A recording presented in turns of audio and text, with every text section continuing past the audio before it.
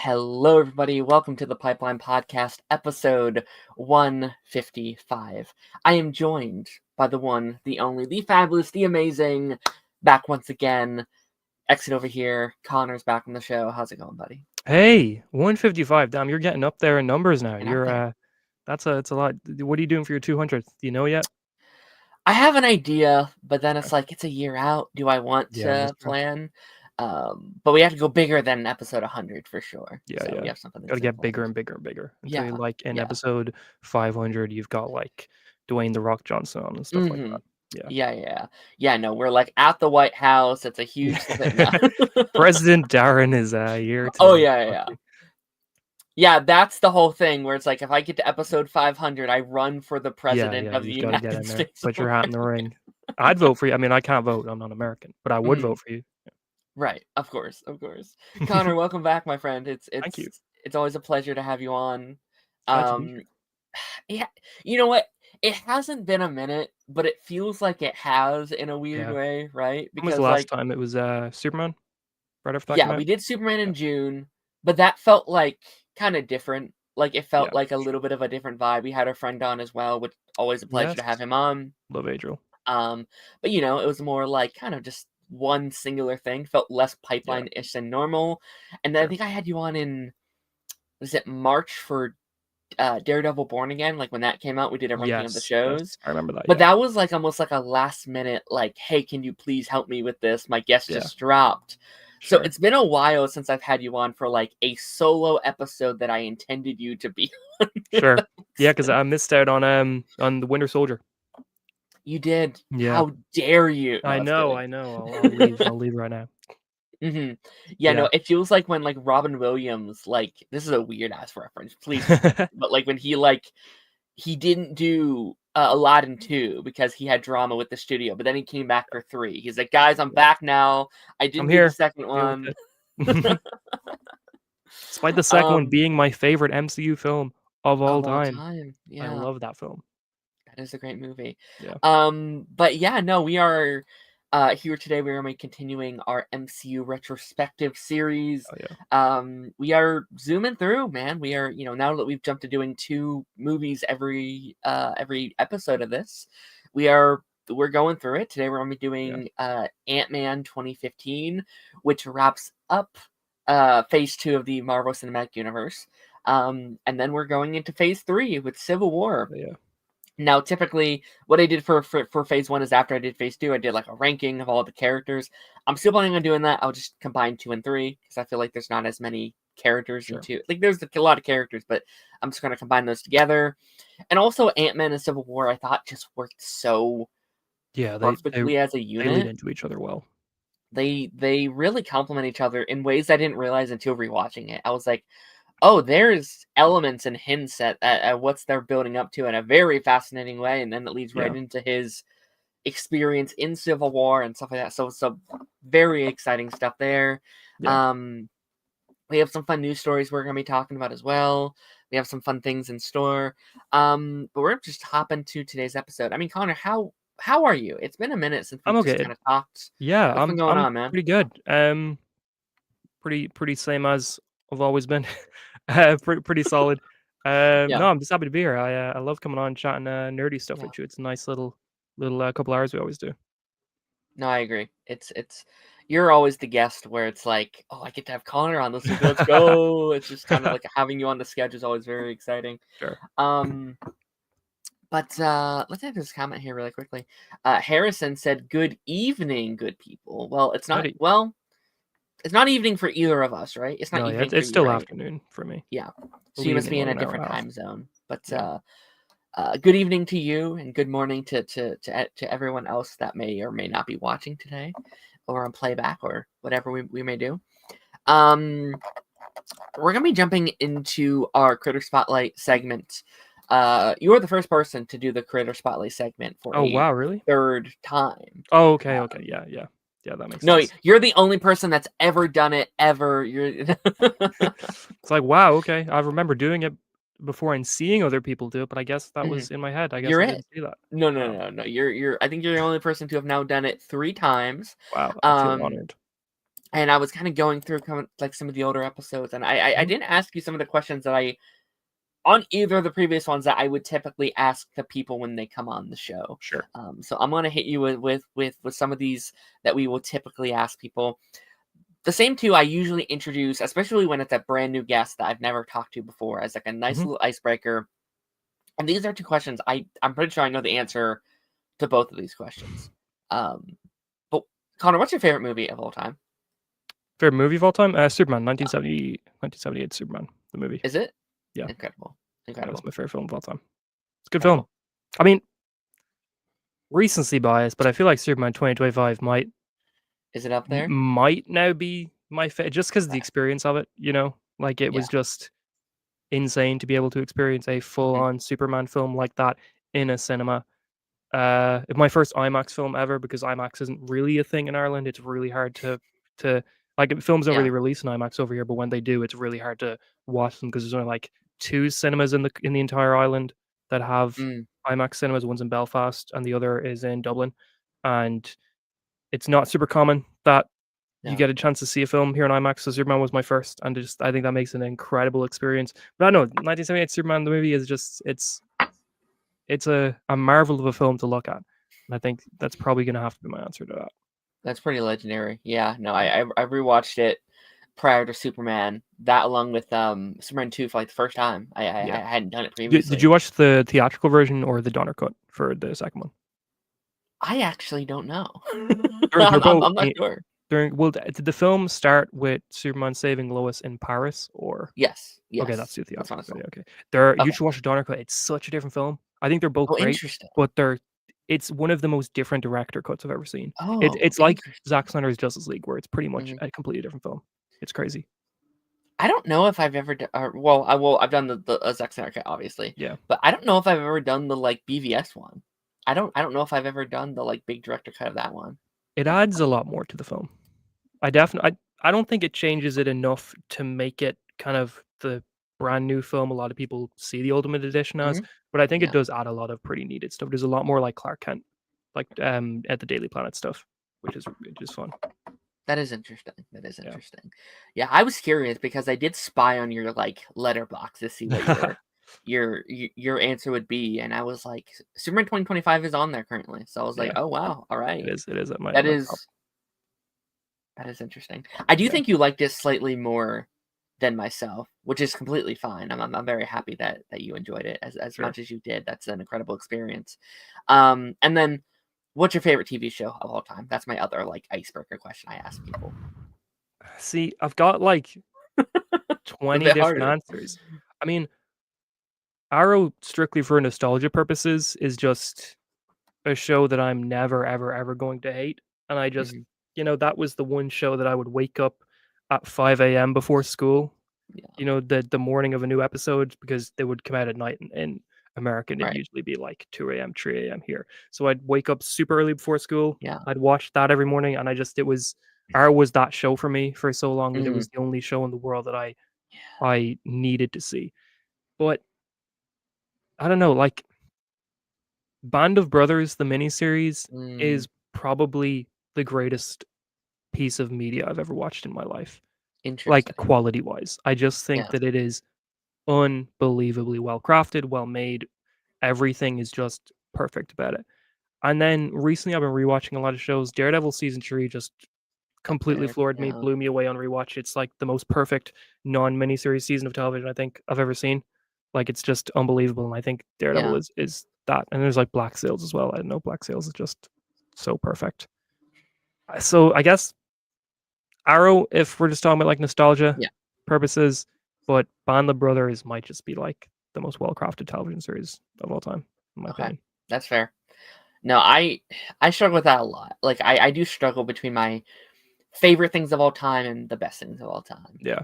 Like, I can be objective a lot with my media, but it's like, Yeah. yeah, but Flash isn't the best show of all time by a landslide, but it's the most important. Like, it's up Yeah, it there in means terms the of most to you. importance. Like, I love Lost a lot, but it's not the Yeah. greatest show of all time. It's really good, but it's not the greatest of all time. It I has mean, some flaws, so people it's do like think Lost is the greatest show of all time. Like, there that's a are some show I people. see Yeah, pretty regularly yeah, as, like, up there. that's true. I think it's fantastic, but I Yeah. do think it has some flaws within it Yeah. that keeps it from getting there. Let me answer a couple of these questions really quickly. Harrison Australia. said, "True, I'm in Australia, 10 p.m. So good morning slash afternoon instead." Time zones always like mess with my brain a little bit. I'm never like I don't know. I'm never ready to be like, oh Yeah. yeah, people can exist in a different time zone than myself. It's like a weird sci-fi experiment. It's like, whoa, that's crazy. Harrison said, "My go-to answers are always Inglourious Bastards." Fantastic. Actually, I've never seen that movie, but I hear it's Fantastic fantastic. Mr. Fox or Inglourious Basterds? Inglourious Bastards. I've never It's seen that one. it's amazing. It's amazing. Yeah. I think Hateful Eight might be my favorite Tarantino film, but I think Inglourious Basterds might be the best. Or Fantastic Mr. Fox, but could really be 10 different films on a given day. Fantastic Mr. Fox is incredible. It is really good, yeah. It's one That's of the best, Anderson films. I haven't watched it in a minute, but I should rewatch it. Yeah. What up, Draven buddy? What's going on, What up? bud? Shout out to Draven. Okay, my next question. Those were the easy Okay. ones. Those are the fun little ones. Easy. I had like a Easy. You had explosion a inside my midlife head trying to crisis think trying of to decide. yeah, I was like, favorite TV show, Mhm. can I name all 20? Typically what I ask creators when they come on, and it's kind of the like just of why this kind of segment exists is to ask Okay, about their kind of YouTube experience and okay. where they got started in the space. And I was going through, I was like, I haven't asked you this yet, which is Yeah. kind of crazy to think about. Tell me about your kind of history on YouTube, your history as a content creator. Where did it start for you? Why did you want to start doing this stuff in the first place? Okay. Well, it started because so I did for a while I didn't want to do like film and television related stuff. I really, really, really Mm, wanted to get into games yeah. design and game development. And I did start doing games design in college right after school. Um, like once I got out of secondary school and that ended and stuff like that. Mhm, I got into games design and I did that for a year and I was really good at the creative aspects of it and the designing of the games and stuff like that. But we had as well, we had to do a maths class. And mhm, maths was my worst subject in school. I hated it. And I know that's like, it's obvious the maths is going to be a part of games design because of coding and stuff like that. But I was yeah. fine with coding. It was just actually having like maths equations put in front of me. I just couldn't do.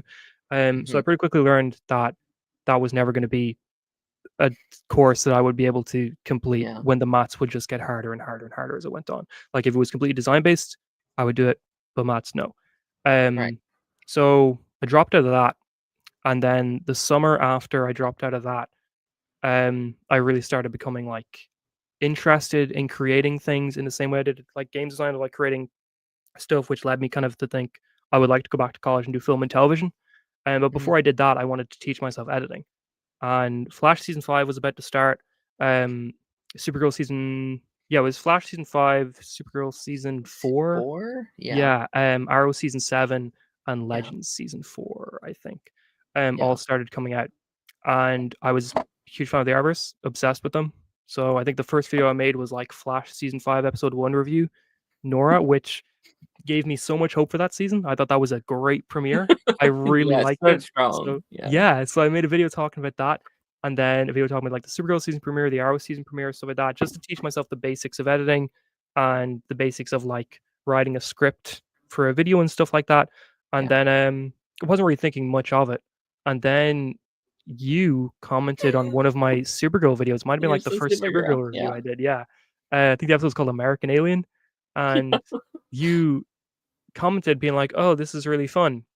And then you messaged me on Twitter with a link to your Discord server and was like, "Hey, a lot of us who make YouTube videos on the Arrowverse have a Discord server." And I Yeah. had barely used Discord at all, but I joined it anyway. And I was like, "All right, I'll see what this is like." And then I got to know you and Mhm. Everest and Adriel and Luke and Braden. some of the best people in my life still to this day, and seeing all of your stuff that you were all making, like all your videos and whatever, and how like you were all congratulating each other when you got to 100 subscribers or Yeah. 500 subscribers or whatever was so wholesome. And I was like, I'm gonna get into this more. I'm gonna do this more. I'm gonna try and keep pace with them. They've got Yeah. schedules. Like Luke at the time was putting out like 2 videos a day, something crazy. So I was like, all right, I'm gonna try and make videos like these guys. Then Yeah. we started doing our little podcast for a while, and a lot of stuff was happening and it was crazy and it was really fun. And it was just a Yeah. really good outlook of like having a creative output to be Yeah. able to make this stuff, which really did um, prepare me for getting into film and television, where I would have to write Mhm. scripts, where I would have whole editing Yeah. classes, where I would have like visual effects classes and stuff like that. Like it was a really good sort of preparation for that. And I mean, I don't make videos nearly as often as I did when I started, but it's been a really fun journey. Agents of Shield season 7, making videos when that was airing is probably some Yeah. of my like happiest Yeah. moments, where I would make a video and people would comment being like, "Oh, you're the best Agents of Shield YouTuber out there. You're the only one making proper content on it." I was like, Yeah. "That's so crazy." And like even now, when I make an Agents of Shield video, it always is so much better than any It's DC or Marvel video I make, which is You're just crazy. that guy when it comes to Shield. Like you are like the Agents of Shield YouTuber at this point. But that happens Um, sometimes where I comment on, like, the Agents of S.H.I.E.L.D. subreddit about something, or, like, I'll make a post about an episode I'm watching that's really good, and some of the comments will be like, "Oh, if you're who I think you are, I love your videos," and I'm like, "That's so crazy to me that, like, I'm that's yeah. semi-known in the Agents of S.H.I.E.L.D. fandom." Like, this is Mhm. baffling to me. But yeah. No, no, you're the like Pagey of like the Agents of Shield world, which is kind of crazy to think about. Um, but yeah, no, like it is very interesting, kind of thinking back at that era of Yeah, like us all doing it and like us, it was such a simpler time, and I it do was. think back at that era with a lot of nostalgia and a lot of Yeah. love and like reaching out to you. And I'm trying to think back, like what was the mental, because like at the time, and I hate to say this, but like it wasn't even like, I don't know, personal to you necessarily. Like You just I wanted was people on just the server. yeah, like it was me just like, Yeah. it's like going door to door being like, will you join our cult? It was just "Are like, you an will you Arrowverse fan? Do I have the yeah. place for you?" It was Yeah. like, and again, I hate it that it wasn't like, I wish it was more genuinely being, but because I did like your video Yeah. at the time. That's great. But it was a great video, but like it wasn't like I need him, we need him in our, it was like, Yeah. oh, you make Arrowverse content, cool. Just come to it. It was Yeah. No, but it was so like, good though. It it might have seemed pretty insignificant at the time, but it yeah, genuinely did make a pretty huge impact on my life. Like I don't know if I didn't know you guys today, I don't know if I probably would have stopped making YouTube videos 5 years ago. yeah. Yeah.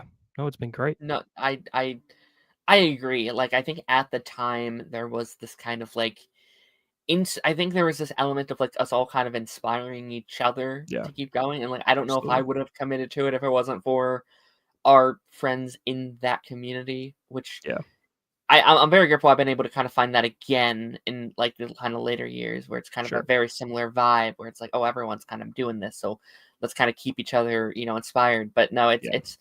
it's interesting that we're kind of the only ones, I guess, left that's really doing it anymore out of our Yeah. group, which is, Braden does sometimes, and Everest yeah. still makes his like he has He has a like a podcast short now. Yeah, yeah, podcast yeah, thing. Yeah. which is cool. Yeah, It's not yeah. as No, common cool. or regular, but it's still happening. Yeah. 100%, 100%. Yeah.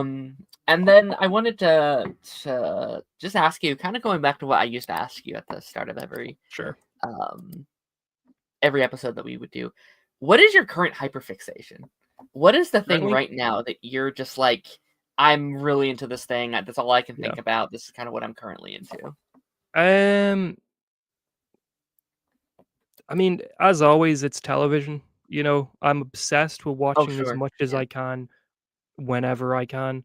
Like, it's just pretty constant of needing a television series to be watching. And I don't know, I've got this just need to have seen every TV show ever made kind of in my head, where I'm like, I need to have seen this Mhm. show. And Yeah. like, I can't call myself a television fan unless I've seen every major well-known television series of all time. Mhm. I think that's what's causing me to do this new thing on YouTube. I'm doing the one perfect episode. show that I want to get going. But Mhm. I mean, I think that's kind of my hyperfixation at the moment is I'm Mhm. rewatching so many TV shows Yeah. currently that I never gave ratings on serialized before. So now I'm trying to give them ratings so that I can Yeah. know like exactly where I stand on certain shows and how I feel about them. And so like at the moment I'm rewatching I finished rewatching Arcane season 1 and I started Nice. season 2 yesterday. I started again because I never finished it.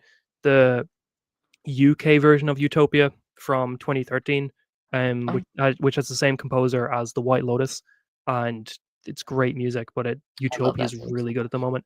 There was an Amazon reboot of it, I think in 2020 that got canceled after one season, but the UK version is so good. And Mhm. then I'm also watching. I mean, Stranger World season 3 finished today, so I'm watching that. Mm. I'm trying to think. There's definitely loads of other shows I'm watching. What did I even finish recently? Um, I can't remember, but I don't know. I'm trying to watch as much as I can still. I think that's probably still my hyperfixation. That's incredible. That's very interesting because, yeah, like, you're definitely my, like I wish I could maybe not as much, but, like, I wish I could commit to TV like you do because, like, I do this thing Fair. because, like, once I get into a show, I can get through it pretty fast. Yeah. But I really struggle when I finish a show, my brain almost needs a break Yeah, from yeah. season to season, where it's like, "Oh, I just finished this, like, 4-season show, time to take a break for, like, a month," and it's like, Yeah. I don't know, I guess it's this kind of, like, mental process that I have where it's like, "Well, now I need to sit in that show, now I need to Yeah. think about it for, like, a month before I can start a Mhm. new Yeah. journey that I embark on." Um, I know, like, I'm always so jealous when I see all the hundreds of shows that you watch every year, and it's just like, "Oh, man, I didn't watch this show, and I didn't watch this show, and I didn't watch this show."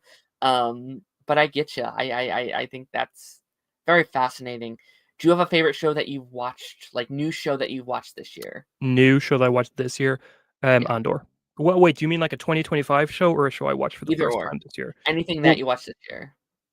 I mean, my favorite 2025 show is Andor season 2. Eh, I thought that was just spectacular television and one of my favorite TV seasons of all time.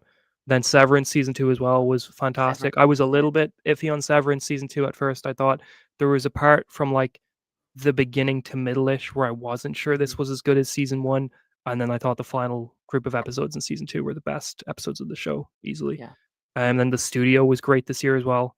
And then Studio, shows I watched for the first time, there's an Irish comedy called Father Ted from the late 90s that I'd already always seen some episodes of, and it's mhm, always on here at Christmas, and like it was always on like my granny's house growing up and stuff like that. But I never actually sat down and watched the whole thing, and I did that for the first time this year, and I was so surprised how funny it was. Like it's kind of like an Irish Faulty Towers in a lot of ways. oh, cool. Um, but it's about like a priest who like Yeah, lives on this isolated island off the coast of Ireland. But it's really, really, really good, and I was so surprised how well it held up. And then other shows I watched for the first time this year that aren't from this year, watched Babylon Berlin and Das Boot, 2 German ooh, shows, and they're both really good. And yeah, there's other stuff that I'm blanking on. I'm watching Peep Show at the moment for the first time, which is a UK mm, comedy from the early 2000s to the mid 2000s or to the mid 2010s. And I watched the UK Office for the first time this year as well, and they've been all really fun. that's interesting. Are you excited for The Paper? I know that's already come out, but, like, are you Yeah, excited at all for that? I want to rewatch the US Office before I do because I haven't seen the US Office in like 6 years, and I I've want never to seen it. rewatch it for my serialized purposes. Yeah. But they dropped the whole of the paper in one go, like Without so surprising. You know, The Office worked because it was like sitcom, a weekly sitcom.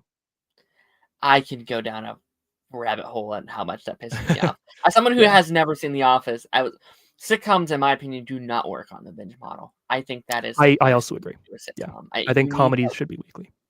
It should be like, "Oh, every Thursday I'm coming home from a long shift and I sit down and I need a laugh," and you get to have that week to week. Binge Yeah, makes no sense to me.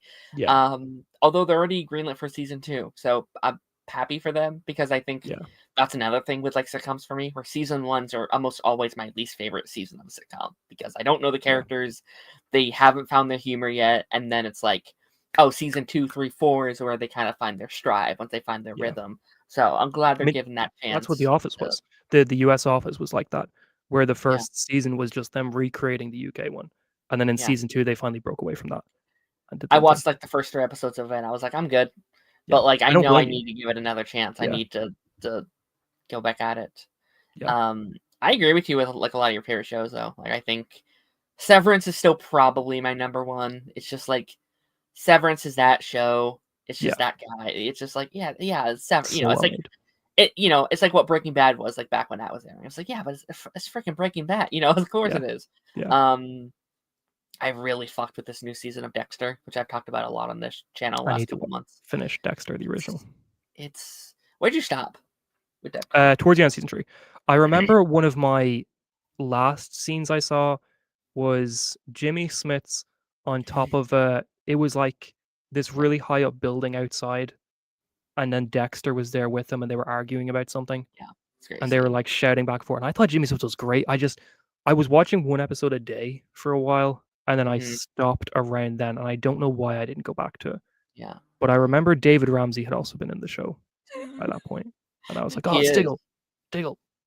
I highly recommend at least doing to season 4 Okay. because season 4 is kind of like the end of that era of the show. Yeah, It's I like hear a that. Yeah, good like where you have the first 4 seasons and that's kind of like an arc for Dexter and yeah. his journey. And you could technically stop there. It's a weird ending to stop there, but like you can stop there. Season 4 I think is now in my favorite seasons of TV list. Like I think season Okay. 4 is like legitimately Okay. unbelievable stuff. There's another Arrowverse star that's in that season as well. Very similar to That their Gambi role. from What Black is it? Lightning. Gambi from Black Lightning is supposed Gambi's to in be. it as well. Yes, yes. Okay. Yeah, Yeah. he's in the whole thing. And then there's a Legend of Tomorrow actor that's in here as well Oh. in season 4. Whoa, I don't know if I know who that is. Do you want me to say who it is? Do you Yeah, care? go for it. Go for It's it. Courtney Ford, who's Nora. Oh, I didn't know Nora Nora Dark. Yeah. was in the show. That's cool. Yeah. Same season. It's like it's David Ramsey and Nora Yeah, Dark are both in the same season. It's like, oh, that's very crazy. cool. I didn't know that. Okay, cool. Because I've seen a lot of people watching Dexter for the first time on Twitter at the moment, and I'm getting TikTok ads of the whole time, which makes me just want to go back and rewatch what I saw and then finish it. Because I I think did enjoy it. It wasn't grabbing me the way I wish it yeah. would have. Yeah, I think you'll love season 4. I think you'll struggle with the last couple seasons. I think you'll Okay. have a lot of issues with it. And I I think you'll saw. love Resurrections. Yeah, I do want to do Resurrection. What was the first spin-off? New Blood, was it?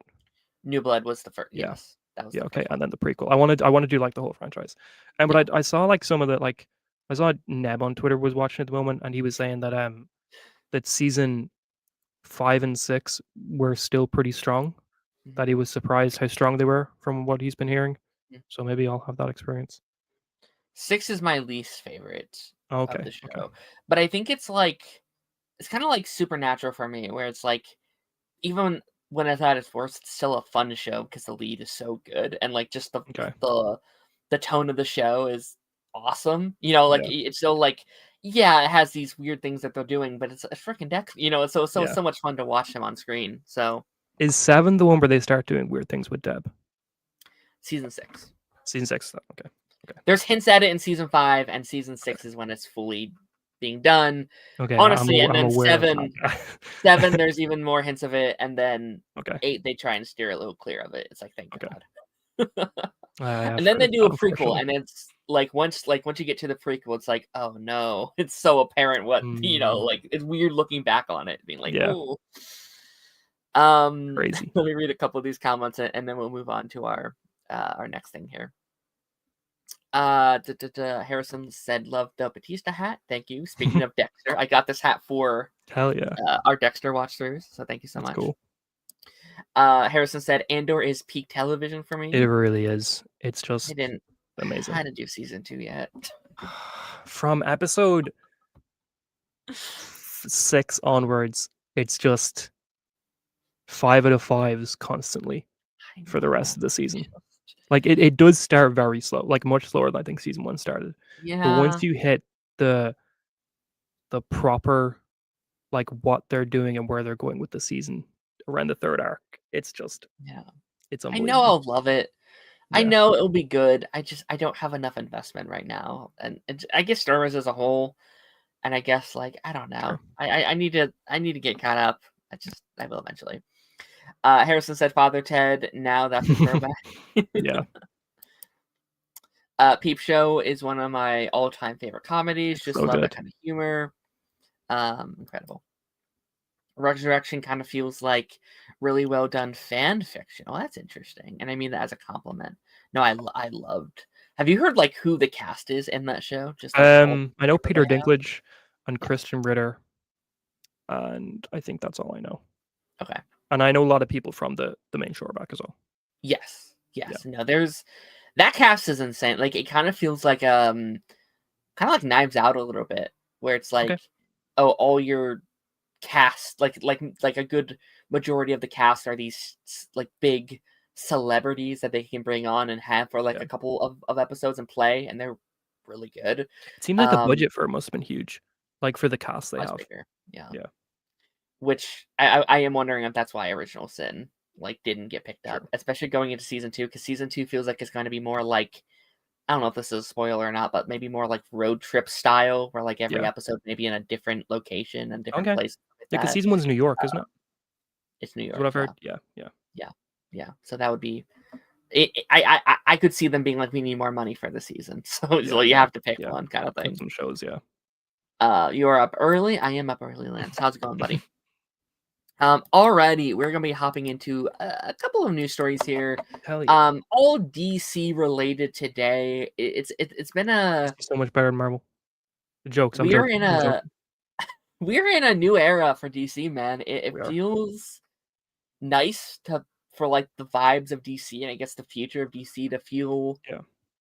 bright again, to feel new, to feel regenerated in a way that I've never seen on this scale. Like, Yeah. we've seen it in like the Arrowverse and like some of the other facets of DC, but I think in the mainstream movies, I've never seen this much positivity, at least while I've been within the fandom. Like, I bet you had that back in like Man of Steel and Batman v Superman prior to No, that coming out. Like, I've been involved in the DC fandom since around when the DCEU started, and it was yeah, never this it positive. was never like this. Never. Amazing, No. incredible. But no, it's exciting to get like weekly news about the future of DC and like where's it going, and it seemingly is Yeah. majoritarily positive vibes for the most part. Yeah. Let's talk about this week. We touched on this a little bit last week, but we didn't talk about too much, and there's been some new info to come out about it. Upcoming Man of Tomorrow movie is officially a Superman and Lex Luthor team up movie. I have a quote here. It's a Superman movie about Lex Luthor and Superman having to work together to a certain degree against a much, much bigger threat. Yeah. Now, this quote's interesting to me because he's been on the statement for the last month being like, it's not a Superman sequel. Yeah. It's Yeah. not a Superman He said that. sequel. So for him to be like, it's a Superman story, like it's a Superman movie. It's like, you just said it wasn't a Superman movie. I still think Lex Luthor is gonna be the Believe, more yeah. integral character to it. Yeah. I think it's gonna I think they'll do a Batman v Superman thing where it's got the two POVs where like we'll have Superman and Lex Luthor both have their separate slices of the story. But I think it'll more so be a Lex Luthor film than a Superman film. And I think that big threat is probably Brainiac. Yeah, I do think, like with all the rumors kind of like surrounding it, and there's one thing we'll talk about like here in a second that kind of Yeah. goes into this a little bit, but like seemingly seems like Supergirl might be involved, Hawkgirl, Green Lantern, maybe a Yes. Peacemaker. And Jon Stewart, perhaps. Yes, Yeah. yes, and I think like I I don't think it's a Justice League movie. Like I don't think that's Yeah. what this is, but like I do kind of wonder if it is kind of a Justice League movie in Yeah. a way It's where a it's dawn like of justice, if you will. it's kind of like a DC Heroes movie, Yeah. kind of similar to like what, weirdly enough, Civil War was for Captain America, where Yeah. it's like it is a Captain America movie, but it's an Avengers. It's like Yeah. it's an Avengers movie at its core. It's a Marvel team up movie. It's like a DC team up movie. So if it is like Superman and Lex are the features of it, and Lois is probably up there as well, but it's like Yeah. there's a lot of Green Lanterns, there's a lot of Hawkgirls, there's a lot of blank characters we may not even know about yet. Yeah. Blue Beetles, and like I could see, like when this news originally came out, I was like, I don't think it's a Justice League movie, but maybe by the end of said movie, there is a Justice League Yeah. in They could motion. Like establish you it. Yeah. set it up where it's like, oh, we're here, okay.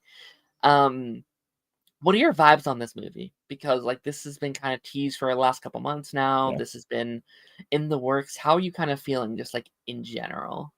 Well, I'm happy it's not a straight up Justice Gang film, because I don't know, the way that Gunn was kind of talking about it at first made me a little worried it was a Justice Gang film.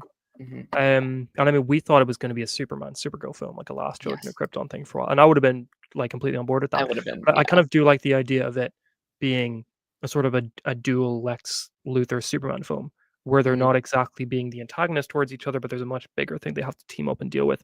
Especially since like the comic book art they're using is Lex in his big exosuit. Like that kind of implies Lex is going to be a much I need that a suit in bigger live character. action Yeah, so it's bad gonna be right cool. now. It's gonna be so cool. I I need it to be bright green. I don't want like a dark green. I want it to be like bright green. Bright Um, green, purple. We were yeah, so close in Superman and Lois in that final season to yeah. having just You can tell it was meant to be that. Yeah, almost perfect Superman Lex Luthor, in my opinion, yeah, just that fate. Because I feel like that was the closest we've gotten to like their very comic booky face off between Superman and Lex. And that final episode is incredible. And yeah, he's going through, he punches the suit, he goes, awesome. And then yeah, my like one thing from that episode was just paint it. Just like, you can like CGI it, just make it yeah. green and Make it green and brighter. purple Yeah, would be awesome. But yeah, no, just the idea of getting that in live action and like there is just like this kind of shadow of mystery kind of surrounding this movie where like this could be yeah. anything. This could be It really could be. one of the most comic booky movies of all time if done right, if done, I know there's a lot of theories and speculations right now about like what is it going to be? Who's this Yeah, main threat? I think the main theory right now is Brainiac, which is would also have been my theory kind of going yeah. into I this think it movie. makes Like, sense. yeah, I think Um, I also like the 2027 release date. It might seem super soon, but because it's James Gunn, I yeah, feel so comfortable that he's going to get it done. Because like he announced Superman in early 2023, like January of 2023, and he had that out by middle of 2025. And they had to cast the whole film at that point. They hadn't even done that yet. yeah, They don't have to cast as many people for this film because they already have them solidified. yeah, Like I think the script is getting polished now. He's getting drafts done or whatever. They want to start filming by April next year. yeah. Like it's going to be, I think, a quick process. And like I don't want to shit on Marvel, but it's just if Marvel announced a sequel to one of their films for July of Yeah, 2027 today, I would just straight away assume that it's getting delayed, it's getting you pushed know. back. Yeah. But I don't think that'll happen with Man of Tomorrow. I mean, we might have like because they have a like what is it, July of 27 date right now that they've said Yeah, they're not moving. And I'm under the assumption that's like a Doctor Strange or something to set up yeah, Secret Wars, whatever. But yeah, you're right, where it's like, okay, Marvel, you gotta announce that quick, man. You gotta start filming that quick because it's yeah, not that far away. And like there is an element of it that's so refreshing to get like a sequel this quickly. Like, I don't I don't necessarily blame Marvel because I think there's a lot of things happening behind the scenes that's yeah. been out of their There has, control with COVIDs, with strikes, with just trying to get these Avengers movies out. But also, I'm like, oh, poor Shang-Chi, who's been six he's been years. done so dirty. Poor Kate Bishop, poor, I'm not a big fan, but like poor Moon Knight and poor, Yeah, all these characters that cannot get the sequel to save their life. yeah. And then we get a Superman sequel instantly. I do think it's also funny that Batman was supposed to come out with Superman 2025, and now it's coming out 2027. before. Yeah. Like like we're getting two Superman movies before a Batman sequel is kind of crazy to me. Again, not their fault, but it's still like, oh, that's kind of Because they're insane. merging them. It's because the Superman post-credit scene's gonna be Robert Pattinson, and then Mhm. it's gonna lead into the Batman part. I don't know, probably not, but guy can dream. You can that debate's getting so heated right now, It's man. getting really heated, like intense. It's I I've never been so indifferent to like a big thing like that. Like people Yeah, are so strong on both sides, being like yeah, it needs to be this or it needs to be this, and I'm like both are good. Like I yeah, think both work, and I think there's positives and negatives to both like yeah, directions they go in. So I'm like, whatever. Just like yeah. do your thing. I'm the same. Do just whatever makes sense for you and like your narrative. Because merging is technically easier. Technically, I think it it is would just be. Yeah, easier to just be yeah, like, oh, this is our Batman now. We don't have to do all this other stuff. It is easier technically. yeah, Like it is harder to be like we're doing two Batmans, and like I said this in that post recently, where it's like any other studio director would have just axed Robert instantly. They would have been yeah, like, "Oh, you're out." we're in. Yeah. Same with like Andrew Garfield. Well, like what they did with him. It's like it's the easier move. So I like creatively, like they're like, no, we're gonna let him do his movie, and now we're doing our own thing. Yeah. So we'll see how it goes. We'll see how it goes. I mean, the Batman was the highest grossing DC film of the last, I think, since Joker, right? Yeah, I don't think any DC film since Joker has made as much money as the Batman. So I feel yeah. like that's also a reason for them where they're like, our films are struggling to make 350 at the Mhm. box office. Like, keep the one thing that is Yeah. clearly working and just build around the rest. Yeah. No, like I could go down a rabbit hole and be like talk about all the little nitty-gritties of what's going on and like Yeah. the struggles with it. Like I am a little afraid for like Brave and the Bold if that is still happening because we're looking at I'll be honest, I think we're looking at like a 2029, 2030 Oh yeah, for I Batman. agree. It's like I agree.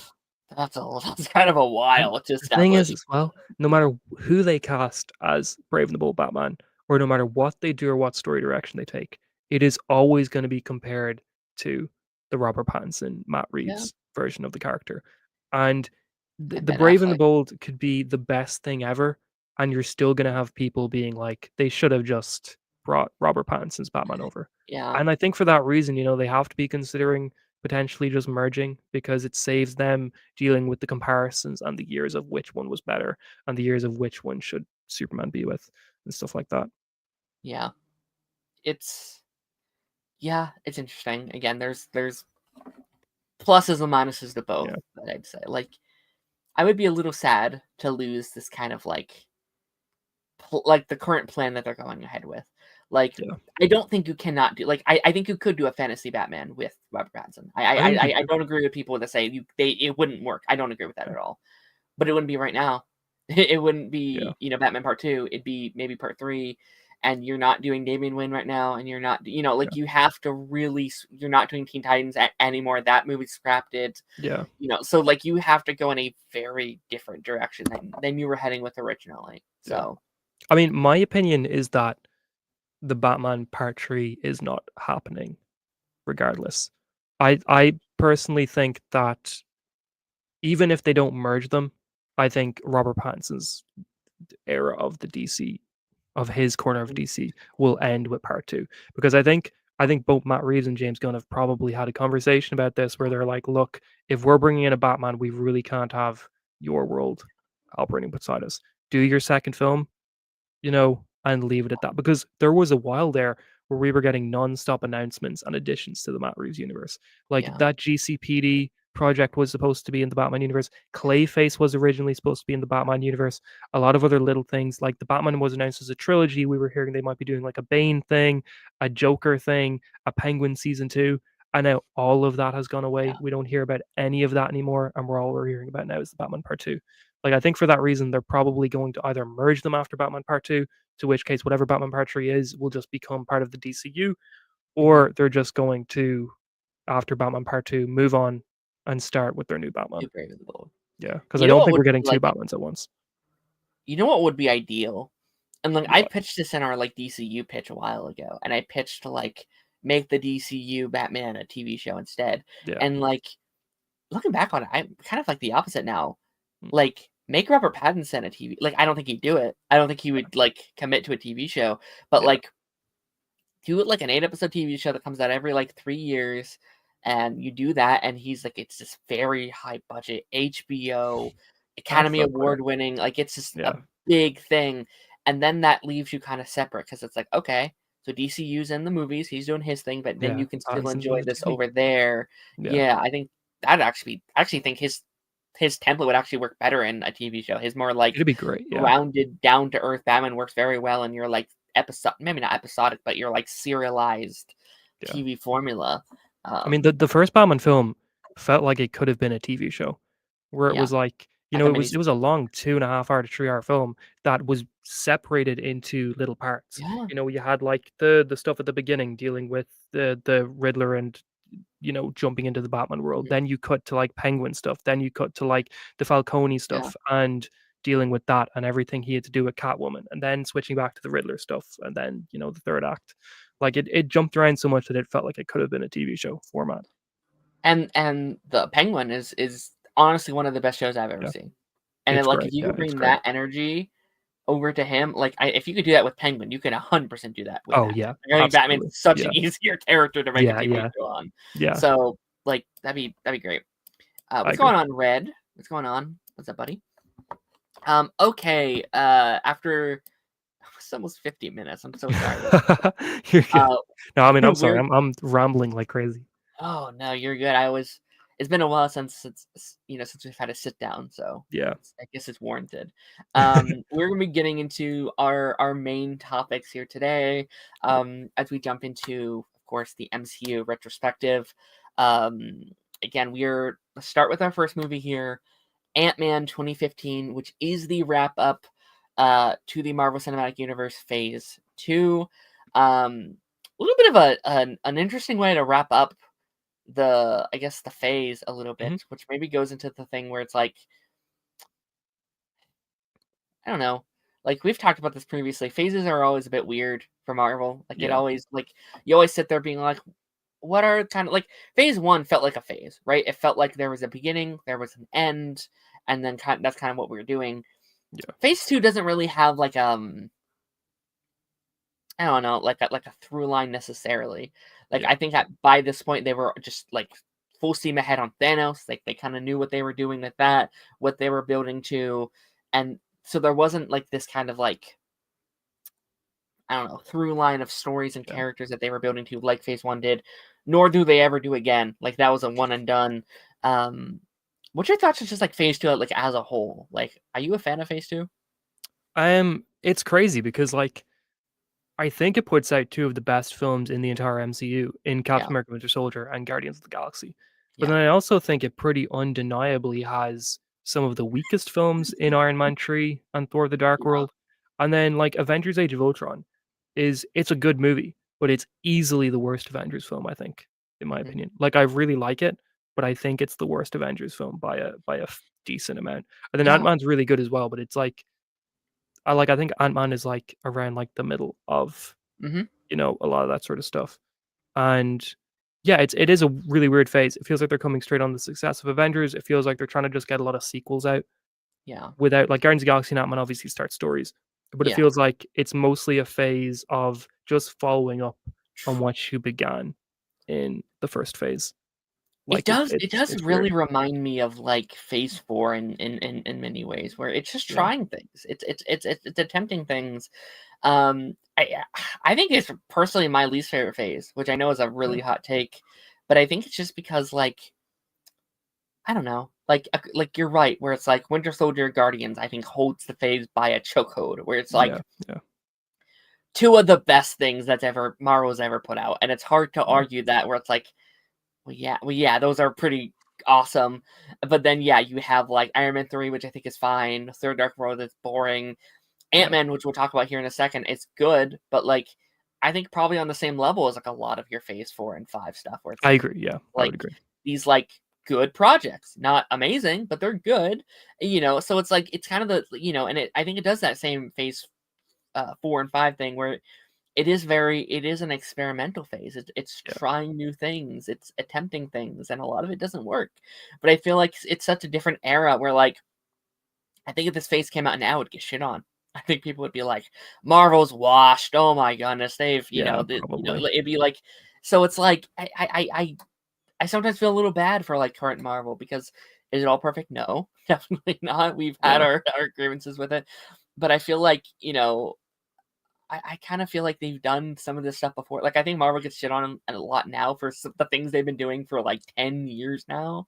Yeah. I think it's just like the climate of Marvel and like climate of the internet and like how we can all just talk about it so easily and like accessibly. Um, Yeah. but yeah, like going into to Ant Man. What's your kind of history with Ant Man? Like, what's your kind of like memory, kind of watching that for like the first time? So I saw it I think it came out on the Friday here, and I saw it on the Saturday. Okay. Um, I was really excited for it.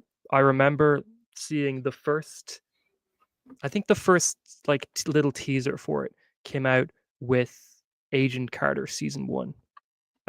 Because I remember Agents of Shield went on break in season 3, and or maybe it was season 2, perhaps. I know it went on break for Christmas and winter or whatever. And while it was on break, Agent Carter came out, and I think the Ant Man teaser came out with Agent Carter, but it was like a really like small version of it. And I remember the only footage we had for ages was that like a slow motion shot of Scott walking out of prison, like walking with the fences around him, and then the shot of the it was also a slow motion shot of like police cars showing up and him like putting his hands up, and that was like it. And then I think potentially there was the Hank Pym saying, "Scott, I need you to be the Ant-Man." Bit. I think that was all we had, like those 3 scenes for months. And I remember it was a really underwhelming debut. I was like, huh, this doesn't look super interesting. This doesn't look great. And then even the first kind of trailers came out. And I remember thinking, I mean, it's Marvel. Of course, I'm going to see it because after Winter Soldier, Yeah. Marvel had me in a chokehold where I was like, I'm going to see anything they make. Like this is it. I'm a Marvel guy. You know, Agents of Shield was popping off as well. I was like, I need to see this.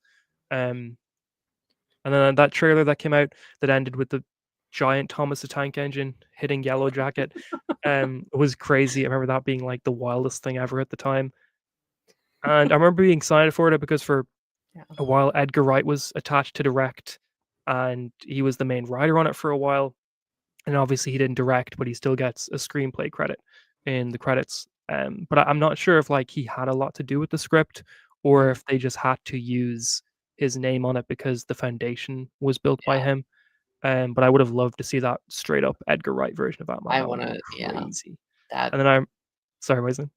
No, I just Yeah. agree with you that like that's I Yeah. think almost the like legacy of this movie is like it's the movie that Edgar Wright almost made. It's Yeah. like the Yeah. MCU Would have been movie that crazy. was made by Edgar Wright. It's like, oh cool, but he didn't. It's like, oh, okay. It's like Yeah. it's interesting to see that reality because it Yeah. probably would have been I imagine it would be a little bit better if they had I think gone in so, that yeah. direction. I think so. Um, but yeah, You can kind of feel his style on it with the way that they do some of the like the fights and like the shrinking down and being inside the briefcase, jumping yeah, around teenager, even like the train fight at the end, it feels stylistic in a way that Edgar Wright would do.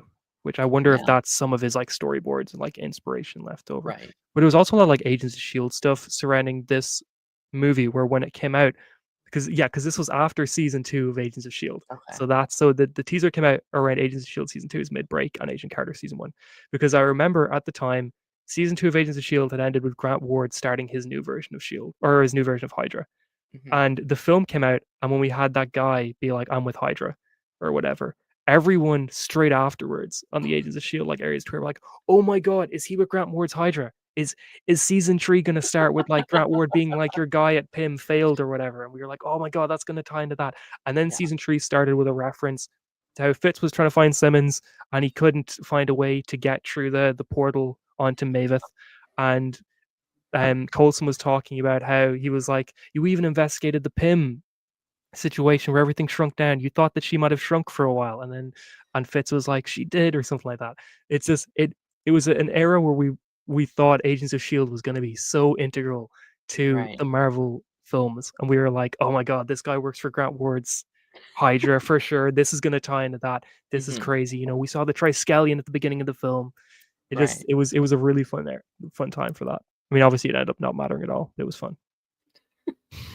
No, that's fair. That's fair. I'm trying to think back. Like Ant-Man was up there as one of my beginning Marvel movies I saw. Sure. It wasn't number one because I talked about it last week. I said the Guardians was my first one. Then Okay. I did Avengers, and then I did Winter Soldier. Yeah. And then I think I did this after Winter Soldier. Mhm. No, because I think I watched Civil War first. Actually, I think I did watch Civil War Oh, and then wow, okay.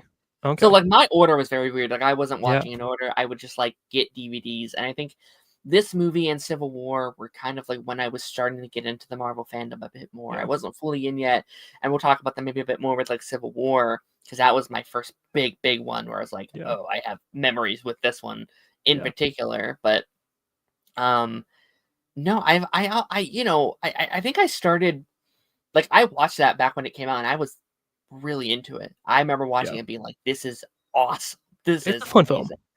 It's really fun, and somewhere throughout the years, I don't know why, but I think that, like, I had this kind of reception that, like, "Oh, this is a mid movie. Oh, like, Ant-Man's kind Yeah, of whatever." And, maybe that's because so many had come out since then. It is it's really unfortunate because it does come in between Guardians of the Galaxy and, Captain America: Civil War. Like, it comes in between 2 of the best Marvel movies yeah, ever made.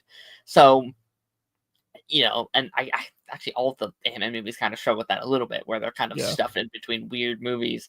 But rewatching this, man, I was kind of reminded of why I like this movie so much. And we'll go into some of the maybe things that maybe don't work as much, but, like, I really, really had a great time, and I yeah, think they do some things that, like, you said it in our Discord this morning where, like, you were like, "This movie reminds me or kinda makes me not love 2 and 3 so much," and I 100% agree. Like, I think this one kinda blows the other 2, especially Ant-Man 3, out of the water. Like, yeah, I look at the 100%. stuff we do and with these characters and with the vibe and with the filming, and I'm like, "What happened? Like, Yeah, where did we go so wrong yeah. with Ant-Man 3?" I mean, 2 and 3 feel like, on reflection, that they're just films meant to set up the wider MCU event. Other Whereas, stuff, like, yeah. 2 is meant to set up why the quantum realm is so important for Endgame, and then Yes. 3 is meant to set up a Kang's, storyline that we're never gonna get. Whereas 1, it doesn't feel like it's meant to set anything up.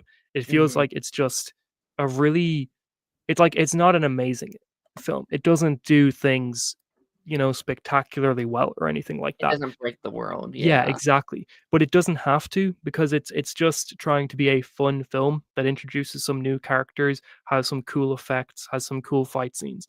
Like, I think Ant-Man still beats a lot of the Phase 4 and Phase 5 stuff because I don't Fair. know, I think from an introducing new characters standpoint, I still think Ant-Man introduces characters like Scott, Hank, Hope, all of Mhm. Scott's, Yeah. crime buddies, Cassie and Scott's family. Like, I think Right. it introduces a lot of those characters way more than a lot of the Phase 4 films go about introducing or Phase 4 Disney Plus shows go about introducing new characters. I think it just makes them more interesting from the beginning.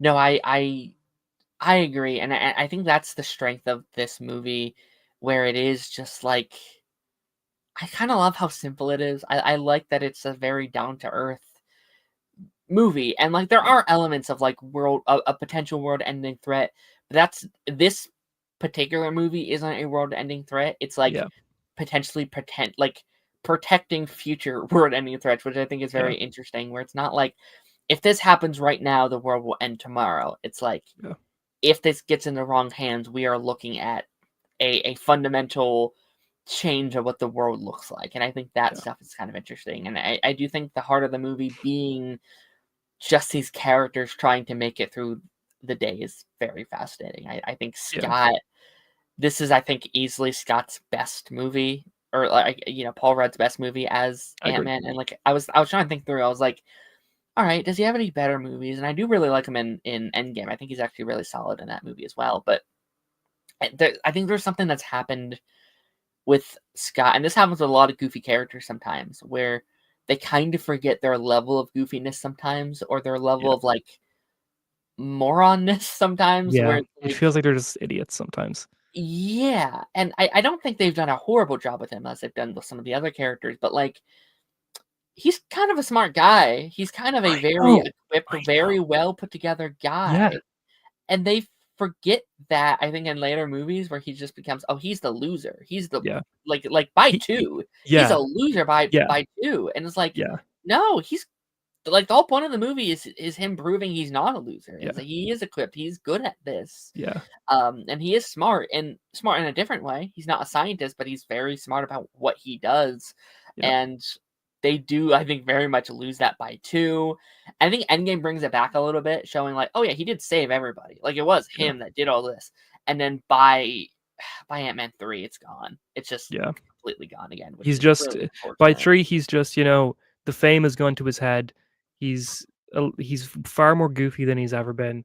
Mhm, Like, it doesn't seem like there's anything really serious to him. But, like, look at the heist scene in this film. The first one where he's stealing the suit for the mhm. first time, and he uses coal to take out the safe, and he's getting through things, and he's running, and he's getting the ring to get the Very fingerprint to quick. get through the Yeah. first door. Like, it's so quick, there's no, thinking about it, there's no asking for help. You can just tell that this is his element and that he's really good at what he does and he's really smart about it. I think one thing that makes this film, I don't know, a little not special, but a little bit more interesting as an origin story than most of their MCU films is because Scott seems far more relatable than I think any of the other Marvel heroes introduced to this point do. Yeah. He's not an Asgardian god. He's not a billionaire. He's not a scientist who, turns into a rage monster. He's not a really skinny kid from Brooklyn He's a who, no guy. matter what, will do the right thing and then gets super soldier serum put into him. He's just a regular guy who, you know, was down on his luck, is trying to get back to his family, is trying to see his daughter, is trying to get money to put his life in order. And yeah, he makes some bad decisions, but at the end of the day, he just seems like a guy. He seems like a normal person you could meet on the street. Like, yeah, Steve Rogers is, before he gets super soldier serum, he's painted as like this this great person or whatever. But I feel like Steve Rogers isn't even that relatable in a lot of ways. Right. When like you think about him as who he was even before the super soldier serum, he just seems a little, not like somebody you could meet on the street in the way Scott Lang feels like somebody you could meet on the street.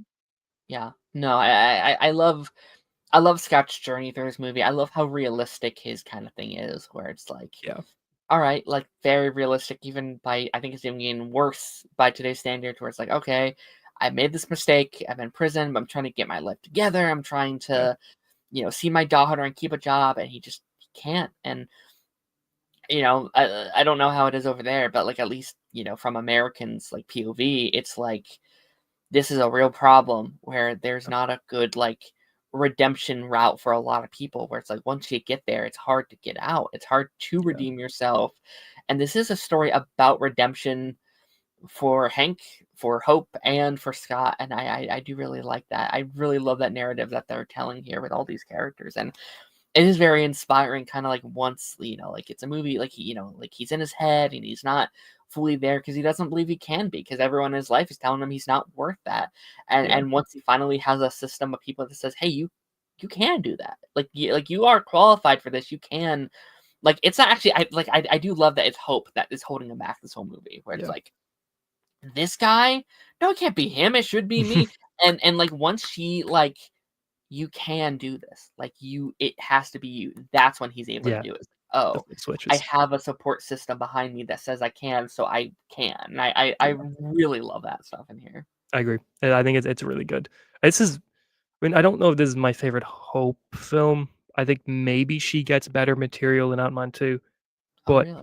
Interesting. I mean, my memory on Ant-Man 2 isn't the I'll have to best. rewatch it. I can't say Yeah, right now. but I do really like her in this film, but I think just because the fact that she's not the Wasp yet Hmm. makes what she does in not season 2, Right. in the second film, Yeah. a little bit more interesting for her character. But Sure. I do think she is great in this film. Like, I think that she also seems like the most well put together in the MCU in this Yeah. film, than any of her subsequent appearances. Sure. Yeah. Yeah, it's interesting. Yeah, Hope. I do like Hope. She's sometimes, a bit too love interesty me for me. Like, Yeah, again, she's great, and there's nothing wrong with being a love interest, but it is a little bit like, oh, she is her the only like role. Yeah, the like hot new girl that Scott Hot kind of has a thing with, that and like her stuff with Hank is really really good as well. I really like that, but sometimes they lean a little like, I don't yeah, know, like there's that moment like at the end when they were about to kiss, stuff like that. I did roll my eyes a little bit. I was like, all right, it's that time of the movie where like yeah. I didn't feel like we were You there didn't yet. need it. I Yeah, you didn't need it. it felt like it didn't feel earned yet, and I kind of wish that they, I don't know, maybe lean more into it in 2. Like, maybe that's a big Yeah, aspect of 2, is, like, that more will they, won't they? And I guess they kinda do it still, but, like, I don't know, because they kind of ignored a lot in 2 as well. Like, they're not fully together in 2 yet yeah. from my memory. So it's like, maybe just wait on that a little bit. There's Um, also no need to do it as well. Like, you don't need to do a love interest stuff in these films. Like, they could have left that completely sure. out if they wanted to and just had them be 2 superheroes who worked really well together, sort of I thing. mean, I love good love interests if done right. Like, I love good love stories, especially in the like, our superhero medias. It's been really abandoned, like, in Lately, yeah, especially in the Marvel, like, universe, there's yeah, not a lot right now. They're really like, everyone we had are either dead or broken up, or there's something keeping them apart. So, like, yeah, I love when they're done well, I just never cared about this relationship in particular because I guess they've never I do agree with that, made yeah. me care. It's like, Yeah. and maybe that's just because a lot of things have come out about the actress in recent years, and it's like, Yeah, that is true. Isn't she yeah, retired now technically? Didn't she say she was done with acting? the whole cast says they're done, like, That's true, she's yeah. done, Michael Douglas is done, but also, she was asked about like Avengers Doomsday. She's like, "We'll see." It's like, I thought you were tired. Whatever, Yeah. whatever. I mean, that Um, Marvel money, you're not gonna say no to it.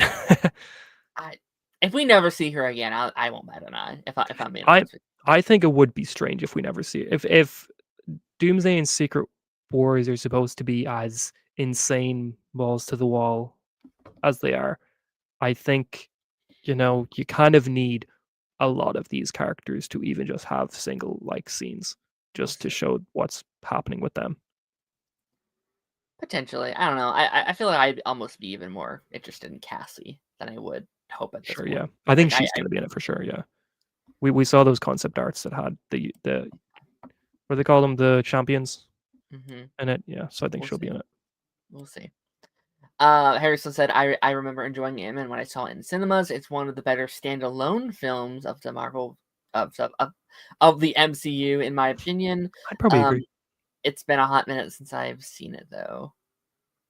Yeah, maybe. It's up there for me. Like I mean, I prefer Iron Man 1, First I mean, Avenger, yeah, I do as well, yeah. and like hot take, Thor a little bit too. The I more don't care I've for. That's fair. That's fair. Yeah. I think the more I sit with Thor, the more I really enjoy Thor. But like I get it. I like it a little bit more every time I watch it, but I think it's still a little boring. A little bit like, I never felt bored when I was rewatching Ant-Man 1, but every Fair time I enough. watch Thor, there's some parts of it where I'm like, "Ugh." Fair enough. Quantumania unfortunately really tarnished the character of Ant-Man for me. I love the first and second one, but not hitting the mark with 3 was such a letdown. I want to redo Ant-Man 3. Can we blow Yeah. it up and start again? Because what an unfortunate way to what a whimper to go out on a Yeah. trilogy. Because I don't think we're getting a 4. No, I don't I think don't so. I mean, it I did think really bad money-wise, didn't it? it Quantumania? it, it did. It Yeah. did, and like wasting it on a like it so sucks to be like, okay, this is the setup for Kang Dynasty that's And never never coming happening. out. Yeah, Like, which is annoying because the ending of Quantumania is actually really, really, really good. When he's just walking down that footpath and he's just overthinking in his head about what if he didn't defeat Kang and what if Kang comes back, and he just starts having that, like, internal panic attack about it. He's like, "Wait, what is he gone? Like, what's gonna happen?" I thought that was a great way to end it too. That would have been a really interesting way to go. It should have been a fully series film. I'll stand by yeah, that. I'm curious because it came out recently that like Paul Rudd is gonna have like a massive role in Doomsday, which makes me happy. I'm Yeah, glad that he finally gets that kind of respect because he is a veteran yeah, at this point. Like, if you're looking at like the cast of Doomsday, what Thor, Ant-Man are the only like I guess Downey, but like that's yeah, different. Yeah, it feels different. Like in terms of the OG characters, they're the two OG from like Sam too as well, I guess. Like Sam, yeah. Thor, and him are like the OGs at this point. And I guess Bucky as Bucky, yeah, well. Bucky. Okay, but yeah, but like he's up there. Yeah. Um, Rhodes too. I mean, assuming but Don Cheadle's gonna be in it, right? it's not confirmed yet, but he Yeah. should. He Yeah, needs to he was be. not in the chair announcement, yeah. Interesting. They're just gonna make, Armor Wars a subplot in Avengers Doomsday. Red says, "Please give me Kitty Pryde as love interest for Spider-Man: Brand New Day." Um, a bit early for Kitty. That was such a, I don't know. There's all these X-Men theories for Spider-Man: Yeah. Brand New Day. I was like, I Kitty think that Pryde, it's has Jean to Grey, happen. it's, It has to happen after I Secret know, Wars, yeah, at least it in my it really head. does. Yeah. Unless you're Yeah, doing some because you need to multiverse reboot it. shit. Like, and Yeah. I Like, if they're maybe. if you're showing that the X-Men exist on the main MCU 616, like, this is crazy to do that before Secret Wars, especially when we're bringing the OG X-Men in for Doomsday. You Yeah, kinda it would have to have to wait be till after some that. like multiverse shit. Yeah, Like, I've heard some theories for like Jean Grey where I'm like, I guess that could work, but like yeah, it I wouldn't like it. it'd be a little. I don't know.